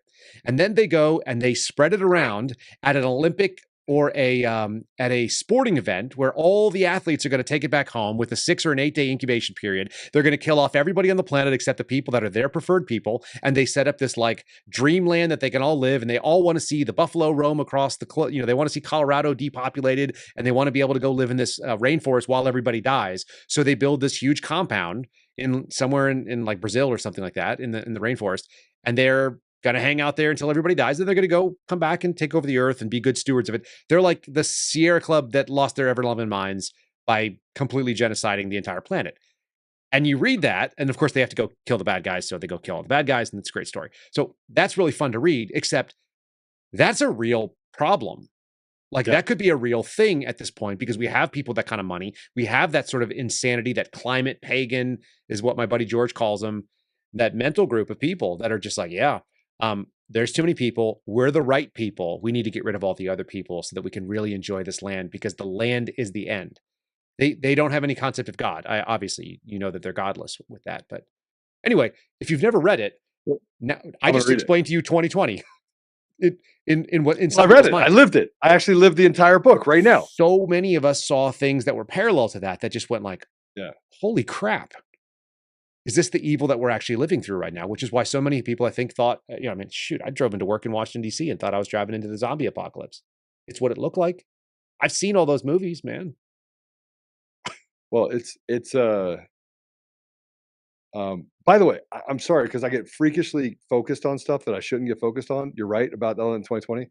So I wanted to read find the thing that made me think malaria and the viruses. Go for it. So this talks about the study that happened in National Library of Medicine, where they were talking about novel RNA viruses associated with Plasmodium, Vivax and human malaria. And so this goes through kind of how when you have malaria, the piggybacks that happen on the viruses that infect your body. The secondary infections. Yeah, yeah. So it was just weird. I didn't think you were wrong. Like I said, I know that's not a I was direct wrong. pathway. I was absolutely wrong. Oh, I was it's definitely not a absolutely wrong. virus. We knew that part, but I know there's some correlation there. So Yeah. anyhow, All right. So we're in 2020. We went through all this stuff, right? Coomer on the call. who's Coomer? Eric Coomer's the guy that's the director of strategy and security for Dominion Voting Systems. He ran 50% of the votes of the American people with Dominion Voting Systems. Okay, where's Dominion based out of? Denver, Colorado. Okay, so this makes more sense that it would be right in your backyard. All right, carry on. So Eric Coomer is on a call with who? Antifa. I call it Antifa. It's a journalist that. So what happened is I held these meetings. 3, 4, 5, 7, 800 people would show up. I started talking about taking back your community because again, I'm like, this is stupid. Like, why are we letting them shut down our deal? Like, I never shut down once at DCF, my company. None of that. That was never even a thing. I did have to fire a bunch of people because they would show up in Black Lives Matter sweatshirts and tell us that we were all institutionally racist. It's like a sleeper cell. It was crazy. It's the craziest thing I ever went through that summer. Right. And these are all, by the way, white liberals. And I was like, bro, I know what racism looks like. I lived it. Right. This is not it. But I did get sucked into the George Floyd kneeling on the back of the neck. It hit me because I had a lot of bad cops when I was growing up. But then as I saw more, again, I started to decide I was going to, not dig below the surface and check it out. Turns out it was all a lie. And he still went to jail for 16 years, I think. Yeah, I got shanked the other day. And they literally think, I mean, I don't even know how you can justify him going to jail. It's in the manual. What he did was literally in the manual for police officers. Yep. I also don't understand how if somebody is trained poorly, and that's not great training, but it's not bad training. If it's it's not like they found that he was kneeling on somebody's neck per se. But also, you've been in fights, right? You've been in fights. Have you ever had to subdue anybody? Oh yeah. Is that an easy thing to do, man on man? Like take somebody and physically hold another man of any size? Like it's well, I mean, I just do a leg wrap and then put him in a chokehold and he's out for a minute. That's about it. So if you can do a carotid choke and you have the ability to sink it in, then yeah, that's really effective, no doubt about it. But if somebody doesn't give that to you, or you're not allowed to do that because that's your policy, man, double leg takedown. Yeah, you do. There's some techniques you can do, but do we know that all of our cops are basically ninja MMA fighter level, Brazilian jiu-jitsu practitioners? No. Are they all college wrestler level capabilities? No, that's not a thing they're doing. And they're also trying to remember the damn code book and what they were trained and legally allowed to do. It's just so interesting when you see someone who's they're the ones out there screaming about what cops ought to do, have never tried to take somebody into custody in a way that is both lawful and never been in a fight. Most of them never have. Man, I watched a lot of humility going through the FBI Academy. My buddy is a 6'2" former Marine. He's a wild man too. Like he was a wildland firefighter. It's just like a physical stud, no doubt about it. And a good sized guy, but not huge, just fit. It took like 4 people. There were 2 people on each of his arms just to keep him. He was just swinging them because he can. Because that, and if you're not allowed to just, knock somebody in the back of the head and take them down, if your job is to restrain them, it's really hard. And I think a lot of people, Red Man is the most fun in the world, but a lot of people got humbled that day because they had this bullshit idea that comes from watching too many Marvel movies. Like, I'm just going to clock him once in the jaw and then he's going to be down. It's like, that's not how it works in reality. That person's going to hurt you badly. So I remember being in a pool. I mean, this is another one of those before Jesus moments. I remember being in a pool hall with my buddies and this guy literally is picking on my friend. So I jumped over a table and kicked him. And he didn't go down. Surprisingly, I thought to myself, I'm about to get whooped. This is not going to go well. Yeah, it's one of the few times that that's when you drop the quarter in. You're about to find out what the ride looks like, right? Yeah, I've seen a lot. I've seen a lot. But in 2020, I wasn't looking for Eric Coomer. I was looking for Antifa journalists. Right, so I was looking for people that were writing bad stuff about me, and they were tied to Antifa. And this Antifa kid said they were tied to Antifa. He's like, look, they're not really journalists. They're a part of this group that just is they're like he didn't call it this, but like an activated cell. These are people that stick together. They're Antifa people, Antifites. I call them Antifites. Well, if you're talking about people that are doing pseudo journalism, that's like a propaganda wing, right? Like every good op always has like sort of an information operation, civil affairs for the army. Like it's a pretty common thing. It makes sense that they'd be organized that way. And so he said he can get me on a call because the first time I didn't really care. I mean, Antifa, they're Antifa journalists. Yeah. I get it. I get it. I mean, I get it. But the second time, he's like, listen, I can get you on a call. And now I'm interested. I can infiltrate Antifa. Are you serious? I'm all about that. I'm all about it. Sign me up. And so I did. I got on that call, and Tig was supposed to be on it with me. He didn't get a chance to get on it because he had to travel. This is back before they fully, called him a right-wing extremist militiaman. Sure. And so then it was done. I had my notes, did all the stuff, figured out who they were. And then I think it was like 2 weeks later or 3 weeks later or whatever. I literally stood up on a stage in front of 300 or 400 people and said, we've infiltrated Antifa. We know they're not journalists, right? Well, on that call, Eric had said, hey, don't worry about it. Trump's not going to win. I made effing sure of it. At the time, I did not think that was a real thing. Like, what are you going to do?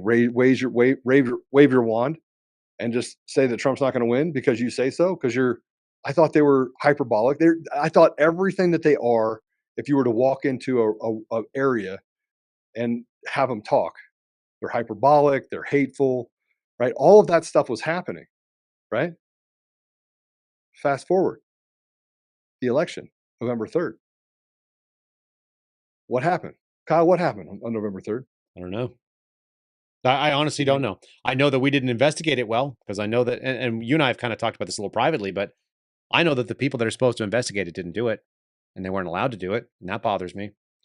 But I have a sense, like every other person, that looked at it and went, that doesn't make any sense to me. You don't win the least number of counties with the most number of votes in history, and the other guy overperforms even his previous performance and gets blown out of the water without something strange going on. There were so many allegations that were credible that needed to be investigated that didn't get done. So that's where I live.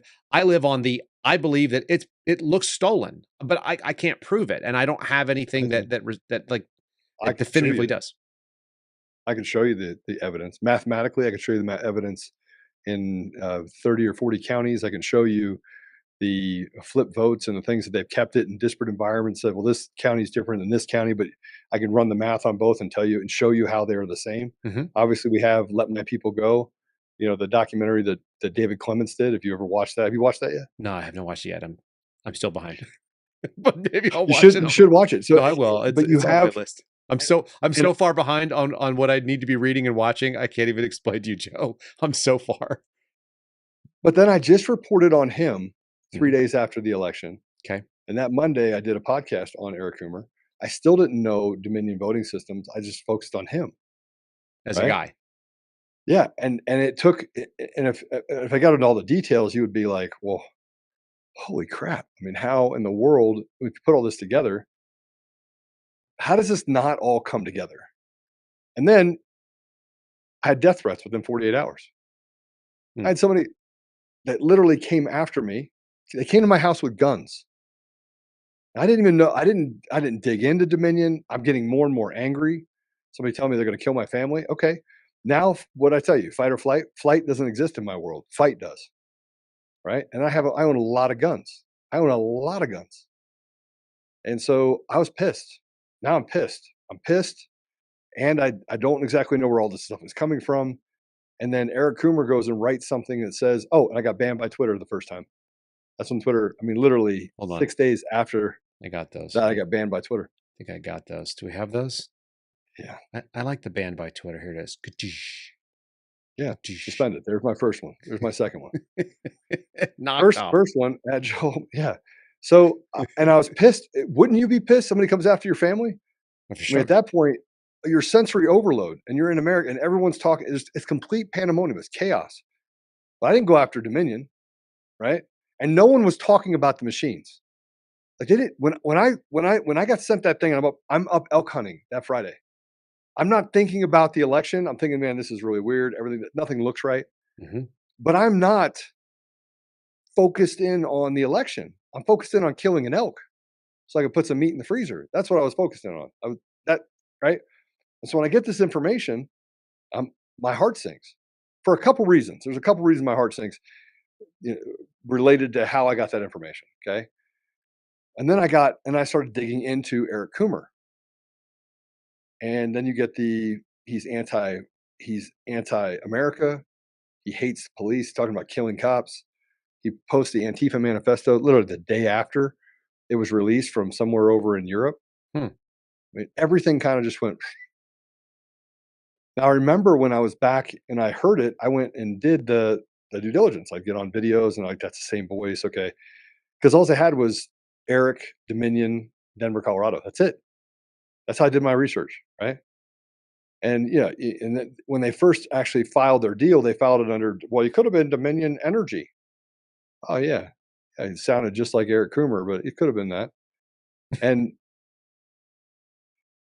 so then he basically went out and said that all of the posts that I said, that I put out there were all fabricated, that he didn't have a Facebook account. He started talking about all the stuff he didn't have. And I'm like, that's crazy. That's not true. Like he literally, those were his posts. That was him. And I started digging into more. He owned the adjudication process. He wrote an entire essay about how he raped his wife, peed on her, made her bark like a dog. He wrote that. And then he put his email addresses at the bottom. And then I started digging into more stuff about this guy. It gets much worse. It's much worse than that. And I didn't know Dominion ran 50% of the vote of the American people. But what I tell you about what I like to do, I read, I research. Like I am a research junkie. I'm sorry. It's like the part of me where I'm like, oh, like when we were just talking about malaria. Yeah, you got. And in my mind, I had to do a self-correction because I needed to make sure that as I categorize things in my brain, that I categorize things correctly.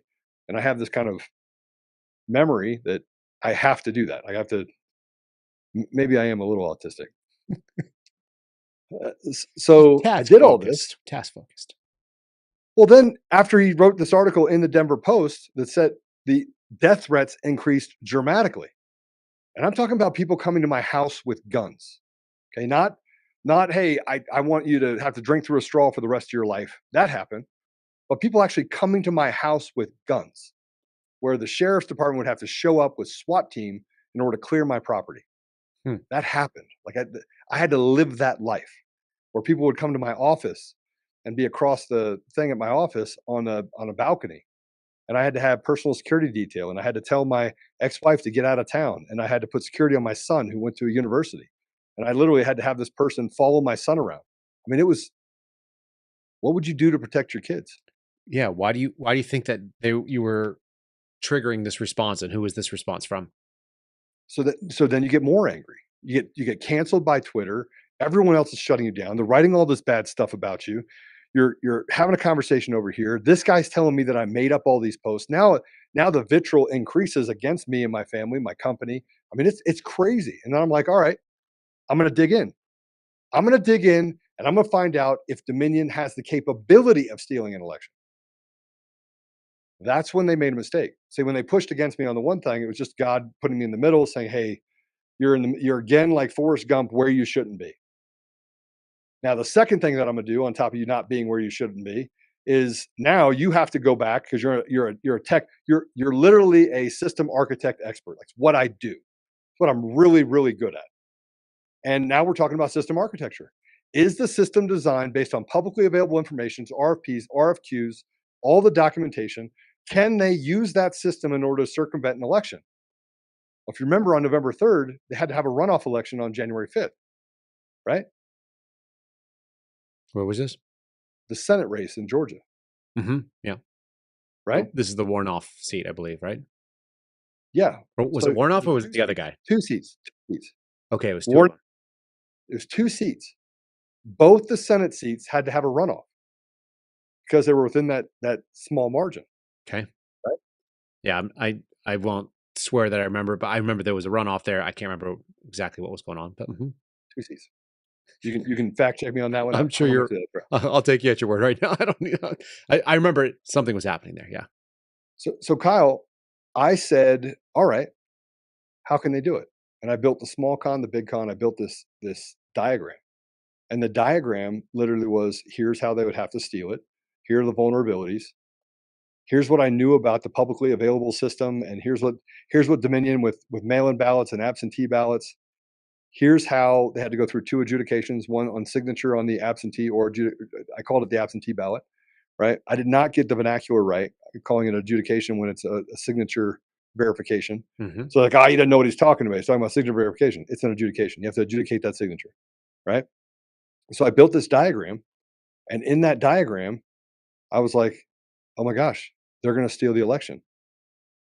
They're going to steal the election on the runoff election. And I know how they're going to do it. So I started calling people, and I'm like, listen, here's the reality. Here's how, because he sued President Trump, he sued Mayor Giuliani, he sued everybody, right? And he sued people just for talking to me, just for giving me an interview. He sued them for having me. He could sue me, just sue me, right? But he sued everyone around me to make sure that I could talk to no one. Everyone around me. Mm-hmm. And so I went to Washington, D.C. And I think I went there on the 4th. And I met with them. And they had Freedom Plaza on the 5th.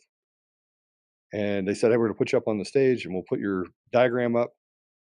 So I put it up on the deal, and I told them exactly how they stole the election. Once they know who voted, they know who didn't vote. I told them about the 6 vulnerabilities and having access to outside voter rolls they could attach to fraudulent and phantom ballots. Keep in mind, no one knew any of this. We did not have Maricopa County.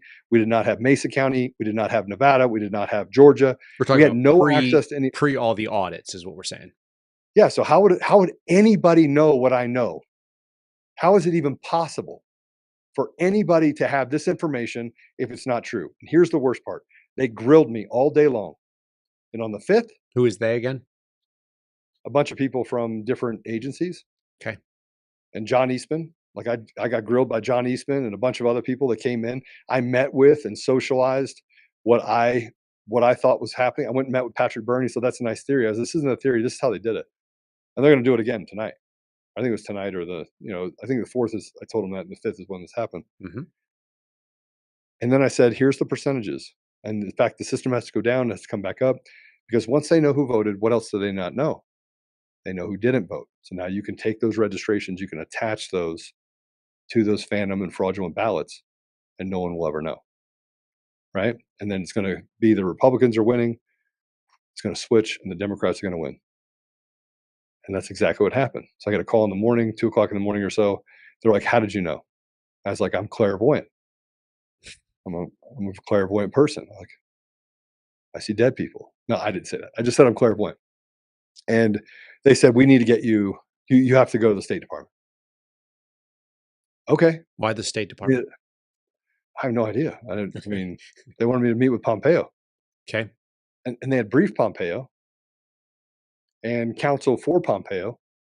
And so then while everything was happening, when John Eastman got on that stage and talked about all the stuff related to the election, when he was speaking about, they could suspend ballots and you have your separate database, they found all that in Mesa County a year later. Right? They didn't. The only way I would have known it is to actually be able to look at all the manuals and go through all the things that were publicly available. At the same time all this is happening, Dominion is wiping the internet. I mean, wiping it clean. Of their publicly available information? Yeah. Everywhere. So then on the 6th, I met with counsel for Pompeo. You go into what's a skiff, basically. Mm-hmm. Can't have computers, can't have a phone, can't have anything. Yep. It's eerie, kind of. Gotta watch these turnstiles. Skiffs aren't fun. And it was at State Department? Sorry? At the State Department. I've been there. Yep. Okay. And I met with counsel for Pompeo with 5 other people. Now, let me just tell you something. I tell him exactly how it works. I put up the thing and walk through it. He goes, why would anybody do that? And I was like, I don't know, sir. I just know they did it.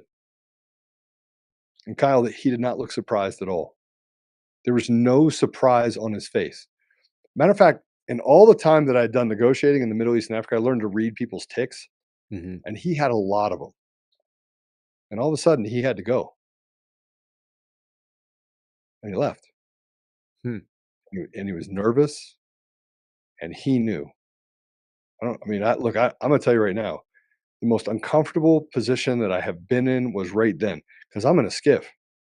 I mean, they could just open a door in the floor. I don't even know. I mean, I guess they got to have a floor door somewhere, right? And so I'm, Like a trapdoor. yeah, I don't think but so. that's not where it Yeah. ended. It got worse than that. I mean, infiltrated my company, tried to take over my bank accounts. I had to step down as the CEO of my company, told a story to people that I was actually at the Capitol when what happened on January 6th. I wasn't. I was at the, so I had to play damage control. I had to fly back early. There was a microphone in my hotel room.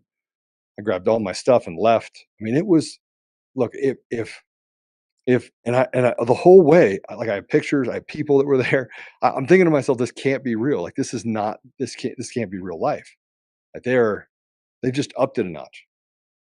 And at that moment, I was like, I thought I was ready for it. I thought that I was prepared for everything. And it turns out I wasn't. So I came home Mhm. and had to step down from my company for 3 years. Got right back into the fight and sacrificed what could have been the largest, you know, win for me in selling my company. $250 million sales all. Wild. Yeah. So here I am. Here you are, and you do a Yeah. podcast every day. I'm a podcaster now. Yeah. You're selling a goat. And My GTO, 67 GTO. yeah. Because my wife said, get rid of your toys because you have too many of them. I mean, I got like I like old cars. So I got like an 89 Supra. No, well, I don't want to get out of the pocket on this per se. I'm just saying you've got things in your life, but that's an incredibly heavy thing to walk around with. And I guess what is the biggest question here? You felt like sitting in that room that they were not surprised by what you said. Why would they not be surprised? Like, why would they be okay with what you're describing, even if they believed in even if they wanted what happened? Like the fact that you're out there saying something that you believe they thought you you'd uncovered. Kyle, I got to tell you something. The problem with paradigm crashes both ways Mhm. is you can't unsee it. It doesn't matter if it's like when I went to the Middle East and I found out that Muslims were actually amazing people, right? And by the way, they do believe in Jesus. Maybe it's a little different. And then people say, it's not the same Jesus. Not Allah is not God. Allah means God in Arabic, just so you know, and Aramaic, and Allah. It's all come from the Abrahamic faiths, which I studied, right? So once you understand the paradigm crash, you have to then start looking at it. And then I started looking at the ops that were coming out of that, the Q stuff, right? That beam of light's going to come down. There's a secret city. President Trump is still in control, even though he's in Mar-a-Lago. I mean, you heard it, right? I mean, this isn't new to you, right? This is No, the continuity of government, people that don't know what continuity of government is, that's always weird. It's really weird to talk to those people for me. I'm like, that's you've obviously never been around the government. and then you have people like Joe Von Pulitzer that are talking about stuff, and he doesn't know what the hell he's talking about, and he said he hacked a machine, which he didn't. And you have all this other stuff. It's like this white noise that exists everywhere.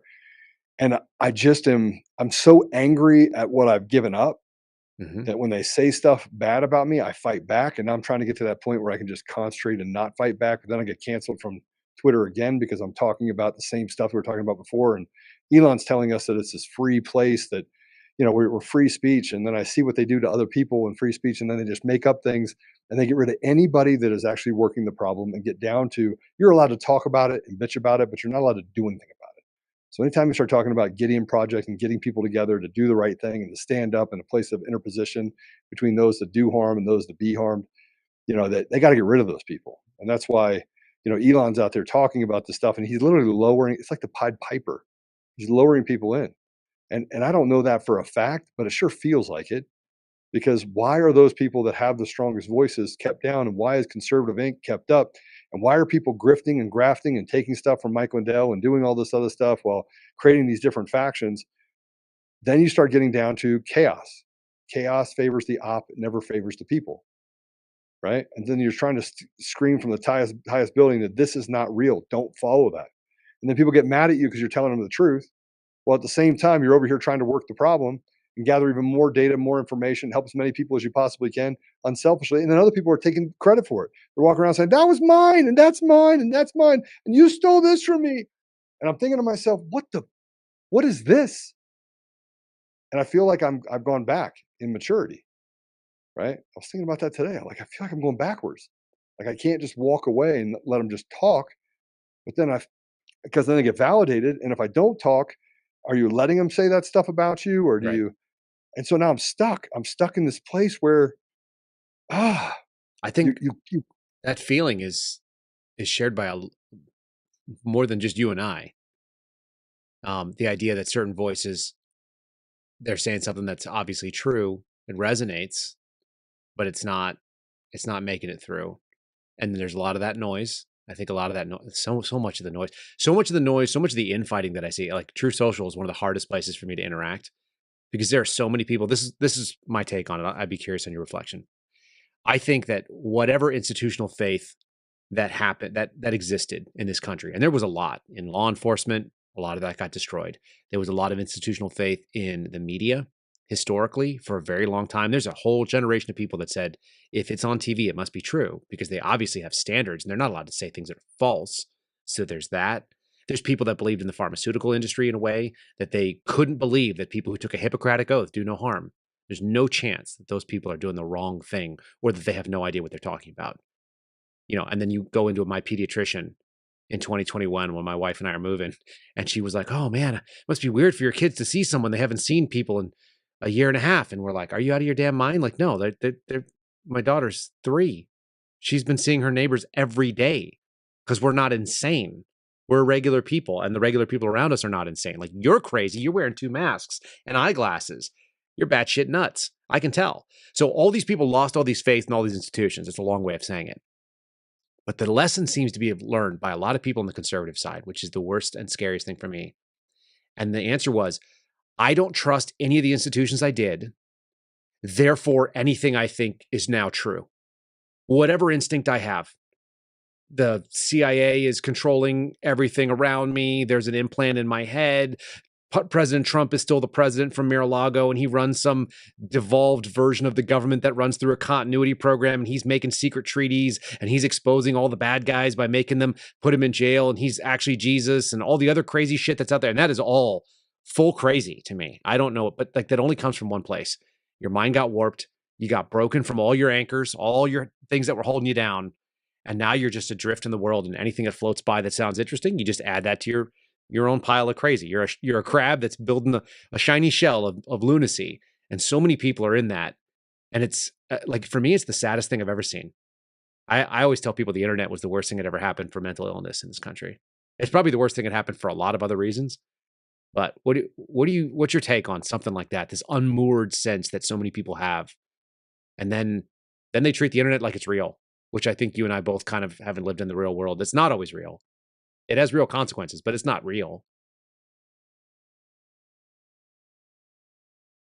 Well, I think people are in different camps because there's an ounce of truth in what they're saying. That So they 100%. bite off on that truth, Right. and then that leads them down a path. All right, so you have friends, right? And Some. you have a friend. I know for a fact that you've been through this.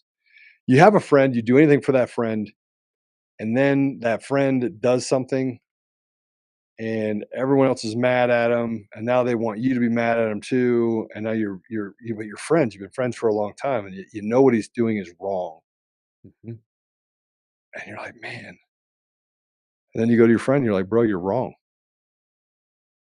And you have to go to him and say you're wrong. And he's like, dude, we're friends. I was like, what the hell has that got to do with it? Right. You're wrong.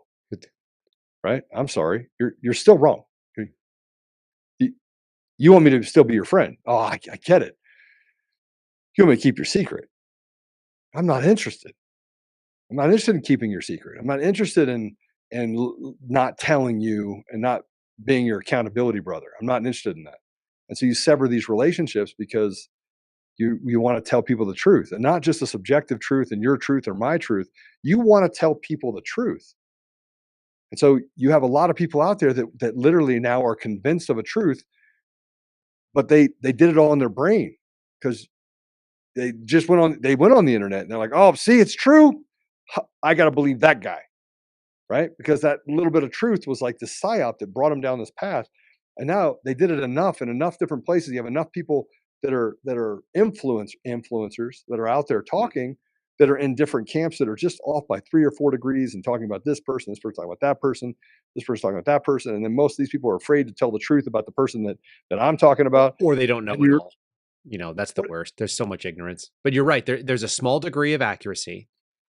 It's like, is there a continuity of government program? I've said that a couple times, but that's the thing that I always see people lean on, that President Trump is still commander in chief because there's continuity of government. It's like, well, that exists, but it's not what you think it is. You're wrong. You misunderstood what it is. It's a program that's like been hoarding fuel and resources and comms devices and bunkers and things like that. And those all exist 100%. And they're really bad. They're government. Like when I lived at Kirtland Air Force Base, there's continuity government buildings there, and they're underneath the mountains. And we had this deal where they trusted the drinking water, and everyone was like, oh God, the drinking water at Kirtland Air Force Base has more arsenic than anywhere else in the United States. And you're like, that doesn't seem like a good thing. I probably don't want to drink all that arsenic. And then they also had this other story that happened like a couple of weeks later in the base newspaper.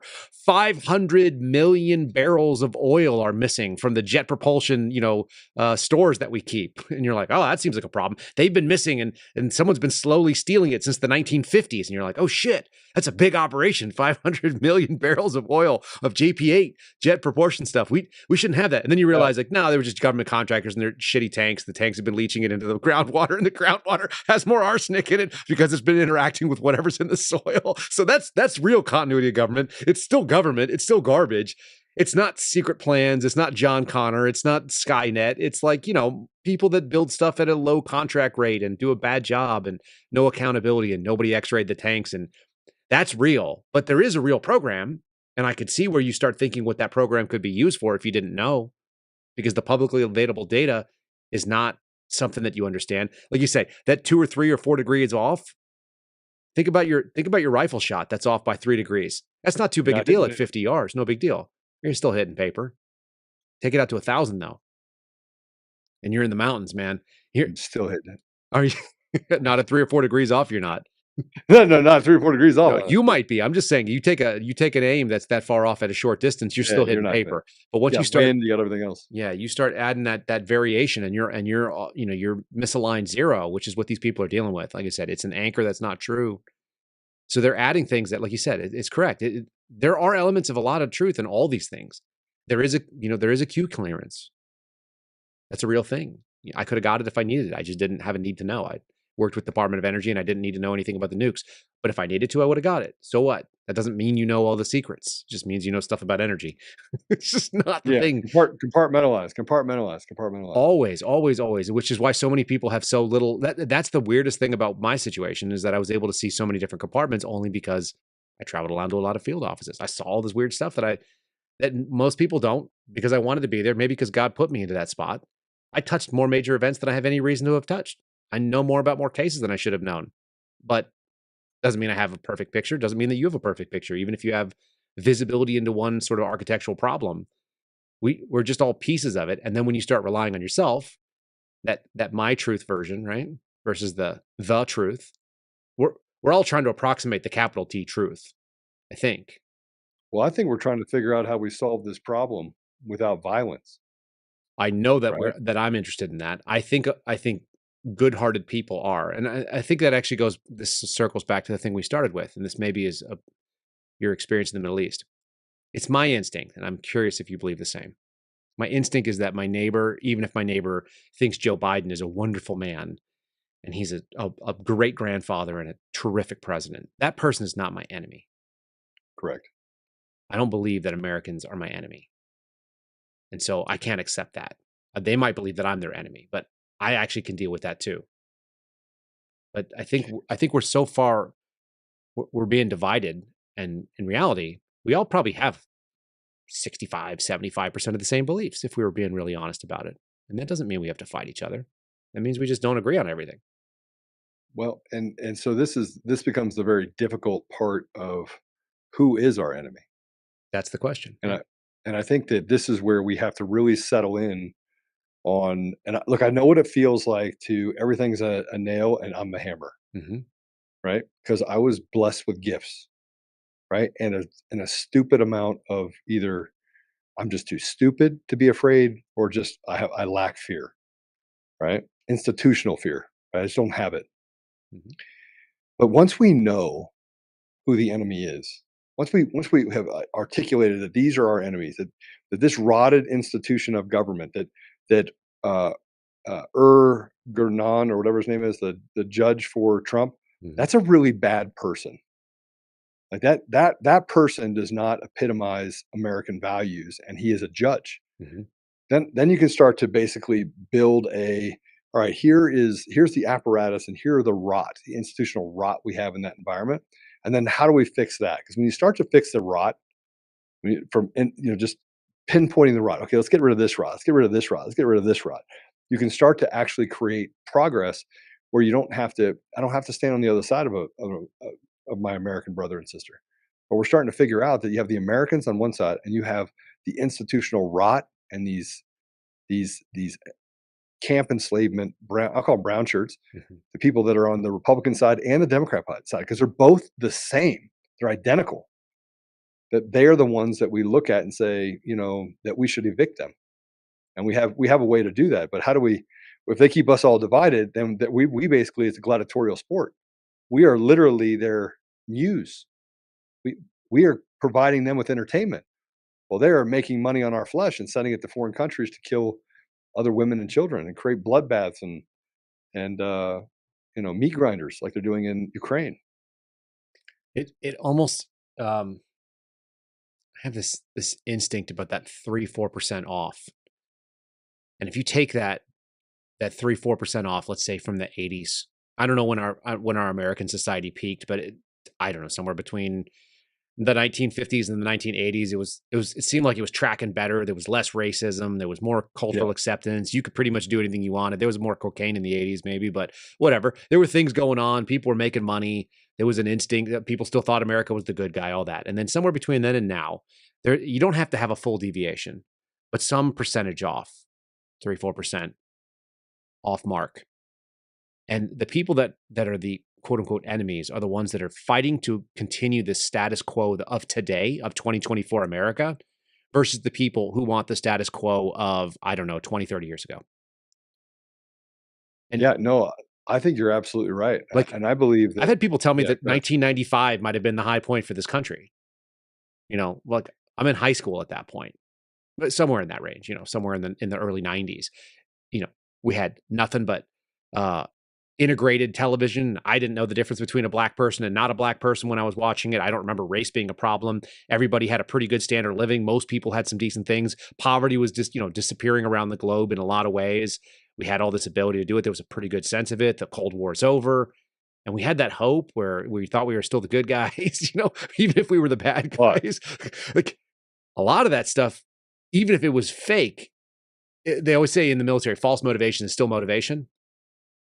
Like fake hope because you believe in something that's not real is still feels good, and it can still be a virtue if that's the thing. Even if the thing you believe in is not real, if you're acting positively in it, there's no Henry story about it called the saint.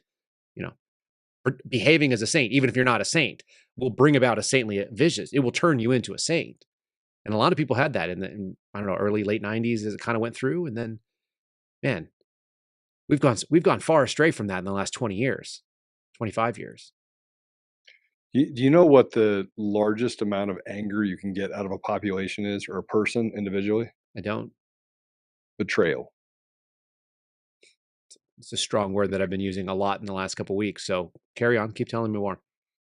So betrayal is the one thing that creates hopeless rage because you can't comprehend it. You can't quantify it.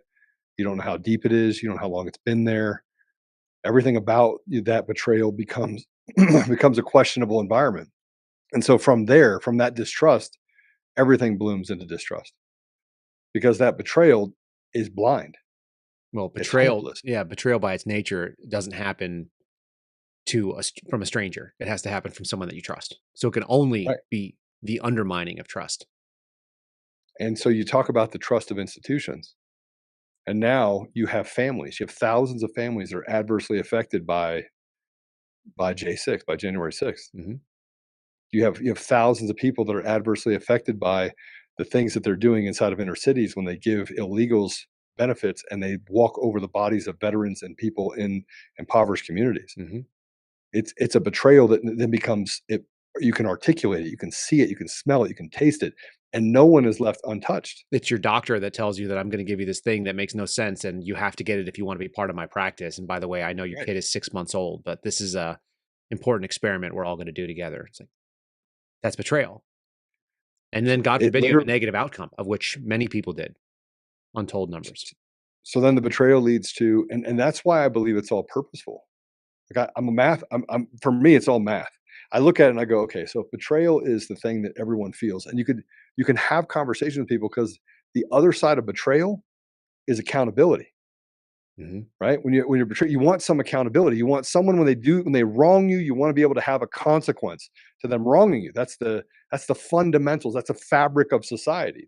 That is actually the fabric that people pull down on. Mm-hmm. Hey, look, I know this happened, but there has to be accountability. That's why you have forgiveness. But we don't have any accountability. We don't have any consequences. They're acting with impunity. Betrayal is still happening. It happens every day. We read about it. We see about it. We have people that go out there and they do the hard work. I was watching someone kind of attack you for having a thought and about President Trump. And he said something and you said something about what he said, and it went straight to your throat, man. They went right at you. And you're like, all right, let's talk about this. Right? And the reality of it is that you were being a thought leader. And then they were like, oh, you're betraying Trump. It went straight to the one thing of, oh no, I'm going to check you. I'm going to hold you accountable because nothing else around them can be held accountable. No, that's true. I couldn't figure out I don't know what the mechanism is, and that may be it. It may be that I have no accountability, but you're within the camp and I can reach you. Mm-hmm. You know, the fact of the matter is I was right. This is not, so, the answer is we hold everybody accountable that we can, and we don't have to do it in a mean way. And I'm not mean. I'm actually very loving about it. I don't have any sort of instinct one way or another about Donald Trump, except when he says something that's wrong, I say it's wrong. And when he says something that's right, I say that's right. So I'm not emotional about it. That's the easiest thing for me. And if people attack me about my thoughts about it, I know far more. Like, feel free to lay it out. Somebody attacked me the other day about something very funny. They said, how dare you defend this United States Secret Service uniform division officer that drew his gun down on somebody that was on fire? What do you know? Yeah. And I said, well, let me just tell you this. I'm more than happy to learn that I'm wrong. But I would like you to lay out your credentials in emergency medical services, which I have some in that. I'd like you to lay out your experience in the tactical environment as a military member. And I'd like you to lay out your law enforcement credentials, because I've got all of those. And I've been a paramedic in all three of those, and also a civilian. So lay out what your credentials are. And then I will be, I'm not trying to do any demeasuring here, but I'm just saying, lay them out. Let me know what your credentials are so I can evaluate your opinion, and then tell me why you think I'm wrong. And if you're not going to respond to that, I'm going to assume that we're done with this conversation. I'm not telling you I know everything. I'm just saying I'm coming from a pretty credible point of view, and I've got a fairly competent processor up here that takes in information and remembers and processes things based on what I'm seeing. And that was a response that was reasonable. Anyway, we're not in a place where people are doing that discussion. Everybody is emotionally reacting. They are having that amygdala. I call it amygdala porn, which is to say fear-based. It's an emotional fight flight. It's a sympathetic nervous response. It's either you're with us or against us. Those are all false dichotomies. That's not the way that Americans live. Not the way that I grew up. Not the way you grew up. It's like, hey, is there middle ground here? And you found it in the Middle East. You've probably found it in every community you've ever been in. That's just the way it works. We're not all one thing or another. I think common ground is that one thing we have to be able to work on. And I feel like I'm challenged now more than ever, because I went both directions. I went anti-Muslim, anti-Middle East, to wanting peace and reconciliation between Muslims, Christians, and Jews, to bad relationships with people in the Jewish community, and then having to look at the fact that part of my family is Jewish, and then I look at what happened to the Palestinians, and I have to have empathy for them. And so I find myself in the middle of this whole deal saying, can we just be for humanity, and can we all have an effective voice where we're able to speak that truth and it be heard? But unfortunately, that's not the way it happens. And they've created an environment where you're only allowed to think one way or see it one way, or they will write bad articles about you. They'll put a Wikipedia page about you. They will destroy your life, and they will do anything and everything they can to you because there's no accountability. There's no instrument by which you can go into a rotted apparatus of the judiciary and hold them accountable. But they can hold you accountable and destroy your life, and they get pushed through as if it's just a stream. So here's the heavy question then. Does America survive all of this No. as a clairvoyant? No, unless we can learn density and the idea of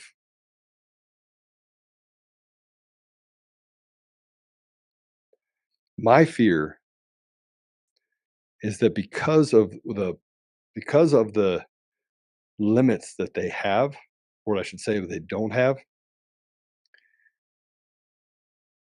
the hardest part about being in this fight, and this is a fight, this war, and it is a war, is not becoming the very thing that you're fighting against. Mhm. But when you get to the point where it becomes an untenable environment, then it only takes one spark in the middle of the forest. And we are right now at a place where it is so hot, so hot. And so I tell people we have to do those 4 things. We have to pray first. We have to stand up. We have to speak. We have to then act. We have to act in that faith. James 2:26, act in faith. Faith without works is dead. Mhm. And by the way, I tell people that John 3:16 is not the most important 3:16. 1 John 3:16 is more important than John 3:16. You know what that says? Tell me. Let me just paraphrase it. That be prepared to lay down your life in the service of others. Be prepared to sacrifice your life for others. Other generations knew this. Yeah, we've lost it. We've lost the ability to understand what truthfulness is, because they tell us that we can cut little boys' penises off and that becomes a girl. We've let them tell us that the border is closed when in actuality it's open. We've allowed them to rape and pillage. And you have a daughter, correct? I have 3. Okay, I'm going to ask you a question. Option 1. Mhm. I know it's your podcast, and I'm asking these questions. Here's my two. You can do one of these 2 things. First is, and you're going to get mad at me for saying this. I already know you're going to get mad at me for saying this, even if it's underneath rage. So I'm going to ask you for forgiveness up front. Okay. I have you on 2 screens, by the way, so I'm keep going back to this 2 screens. I love it. Your daughters can be raped every day for the rest of their life. That's choice 1. Choice 2 is you can do something about it, and they only get raped once. Choose. Yeah, you know my answer already. I'm killing everybody that's coming for it. Those choices are not acceptable. Yeah, not acceptable. So we have to shift the paradigm. We have to break out of it. And linear thinking says one thing, these are your 2 options. The answer is no, these are not my 2 options. So interestingly, and I do think people are put between 2 terrible positions. The position, do you ever read the book Ender's Game? You familiar with that one?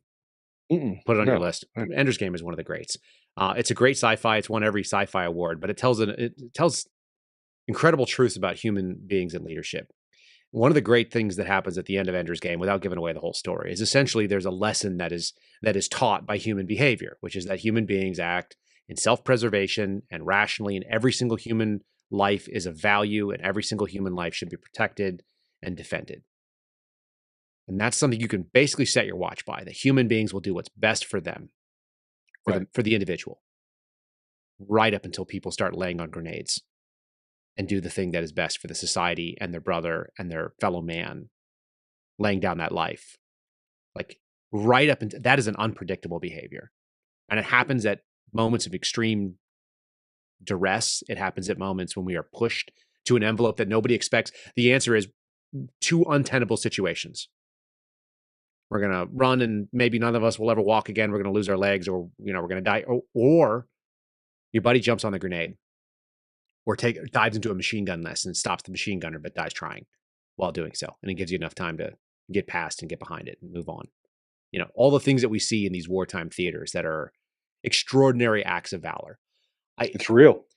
It's also like the most unpredictable thing. If you looked at and you studied it as a mathematical system where you said, this is what happens and this is how it works. If you were a penetrating logical mind, you would say, I set my watch based on exactly one thing, based on years and years and multiple interactions. And read the book and you'll see exactly how they set this up. Right up until somebody does something that you cannot fathom. something really sacrificial. And that's built into us too. There's also the instinct to kill everything around us, the genocidal switch, which happens in other places, and there are instances of that happening. So it can go both ways. It can go to self-sacrifice, or it can go to horrific homicide. And interestingly, I think that we're feeling that moment come up. I don't know what it looks like, but I'm remembering you said that these people piss you off. They write these horrible things about you, and they're, people do. And I have similar experiences. I've seen my friends treated poorly. I've got a buddy who's a really brave guy. He's a special person I met in the military. And one of the things he always tells me, he gave me a couple life lessons, but one of them is whoever angers you owns you. And I try to remember that when I'm pissed, when I'm online and people are writing shitty things about me, because I bet you're like me. I don't want anyone to own me. I'm not willing to give up my sovereignty or my agency. Like, you don't get to decide what I'm going to do. So if you're mad, you're making me mad. I also have a role in that. And that my role is that I chose to read it and then emotionally react and then act on that in a bad way.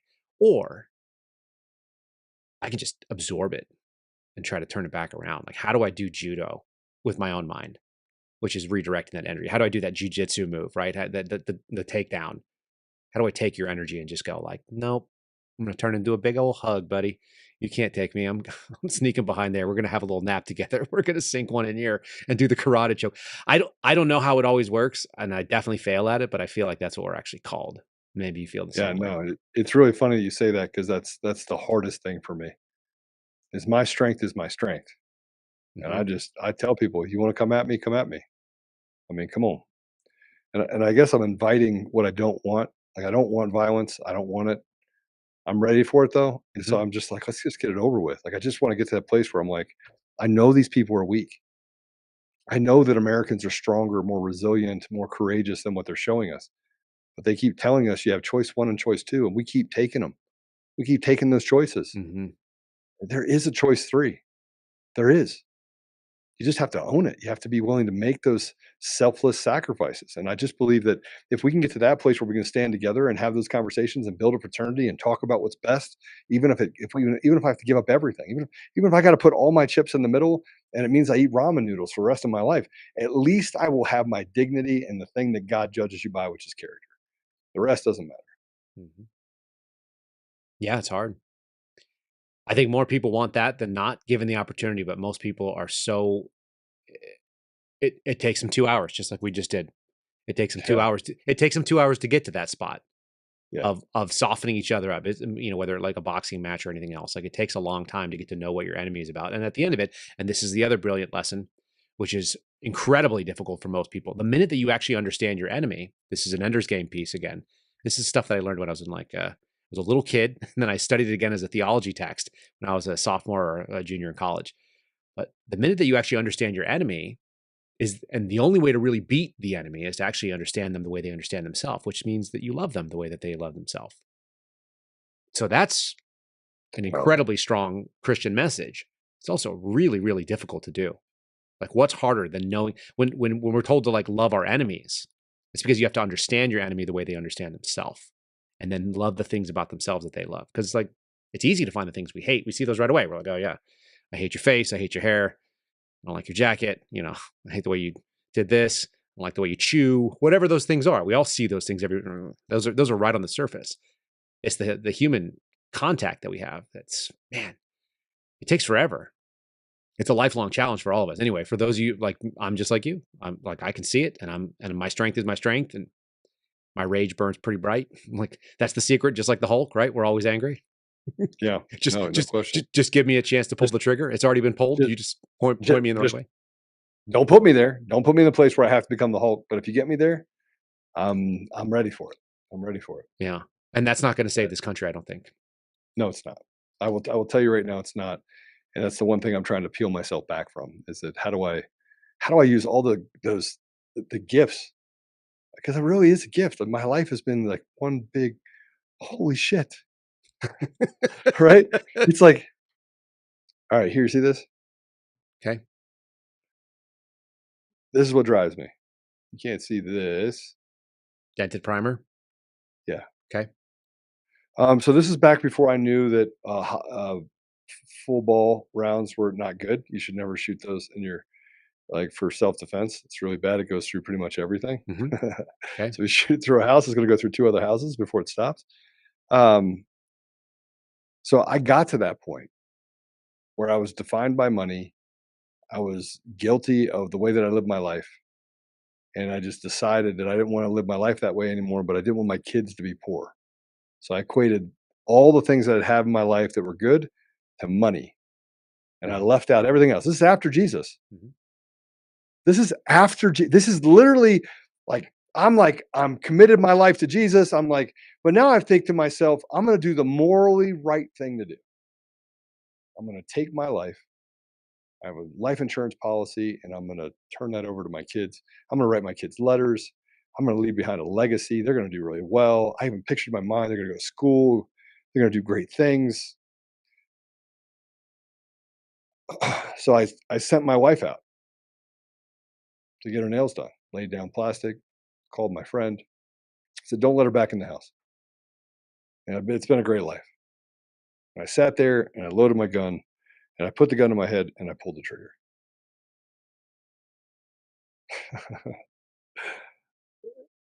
That's the bullet that has been on my desk. And everybody that my partner's been with me for 12 years. He is my business partner and co-founder. When I first got in there, he picked it up and he's like, "What is this?" And I go, "This is my why. I'm on borrowed time. Doesn't really matter to me. I just want to do something different. I want to make sure that this mattered. That I didn't make this go somewhere, that I've been given a chance to do something because I wasn't done." So anyway, It's heavy.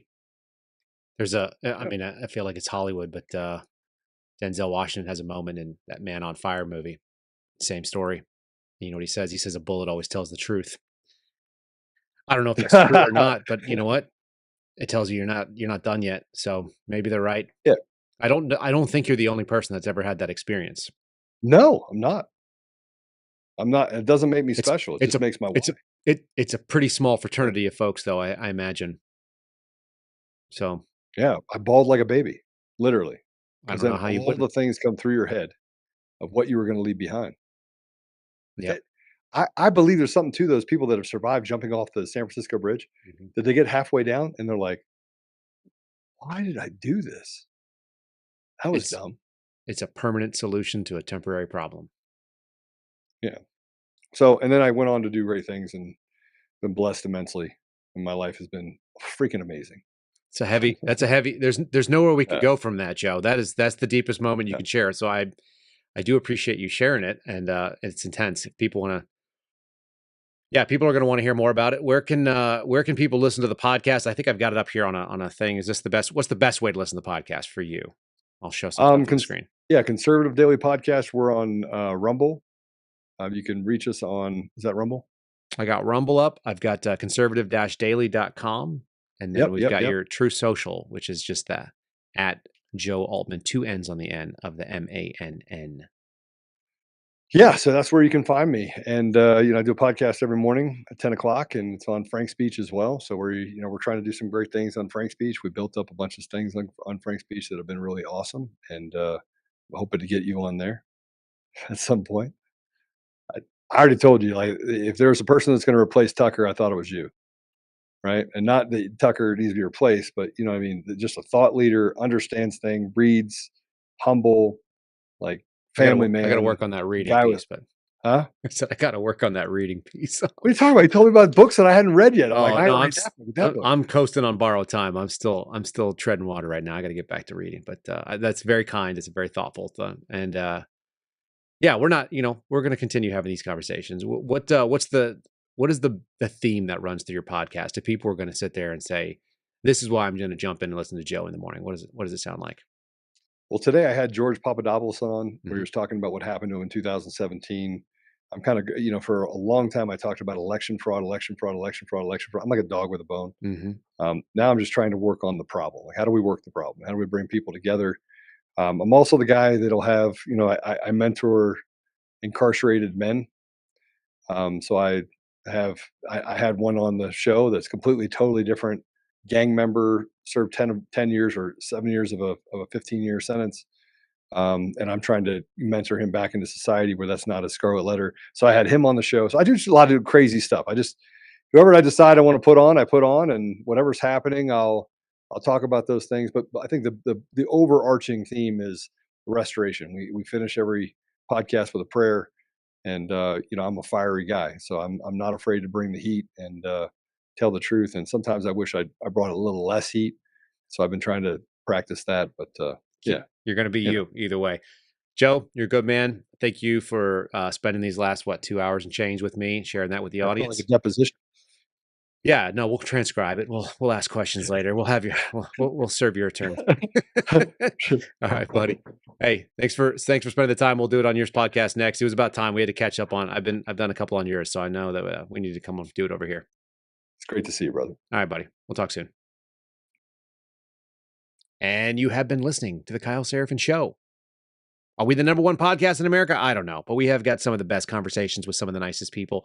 I hope you guys appreciated today's conversation. If you did, you want to support people who are in the fight for faith and family and for freedom, who are doing the right thing, you guys can go to the Suspendables merch store and support my buddy Garrett O'Boyle, his family, the O'Boyle Family Sweatshop, turning out fantastic merch. I'm wearing one today. This is a last line in green for all of your military friends that want to show that they are last line strong. You guys can go to the-suspendables.com. Again, the-suspendables.com. Use the promo code Kyle. You'll save a couple of bucks. And you can order up a t-shirt. You can order up the hoodies. You can order up the pins. We've got these sweet PVC patches. I just got some shooter shirts coming in. For those of you who do range days, you want to put something Suspendables on there, check them out. And I think Garrett told me if you buy 3 of them, you get 1 free. So pick out the colors you like. I'm a fan of the darker, the more subdued colors. Check those out. And then, of course, you can always get these. If you're speaking at an event like I'm going to be doing, you're going to want a lapel pin on your blazer, on your jacket. If you're a lady and you want to wear a Suspendables piece in a formal wear, you can put it on a dress. We've seen Sonia Labasco do that. Just go to the-suspendables.com, the promo code Kyle. You can add 3 of these. You'll get 3 for $30. They ship free. That's not a bad deal at all. These are really good looking pins, and you will get questions. You will get eyeballs everywhere you go when you do. Support the family there. We appreciate you guys looking at the Kyle Seraphin Show today. We'll see you again tomorrow. Have a great rest of your day. God bless you. Be safe. And I hope that hit you right. I think we can save this country. It's going to take a lot of selflessness, and I look forward to doing it with you. Thanks for listening to the Kyle Seraphin Show, streamed live weekdays on rumble.com/Kyle Seraphin. Follow Kyle on Twitter, Truth Social, and Instagram at Kyle Seraphin.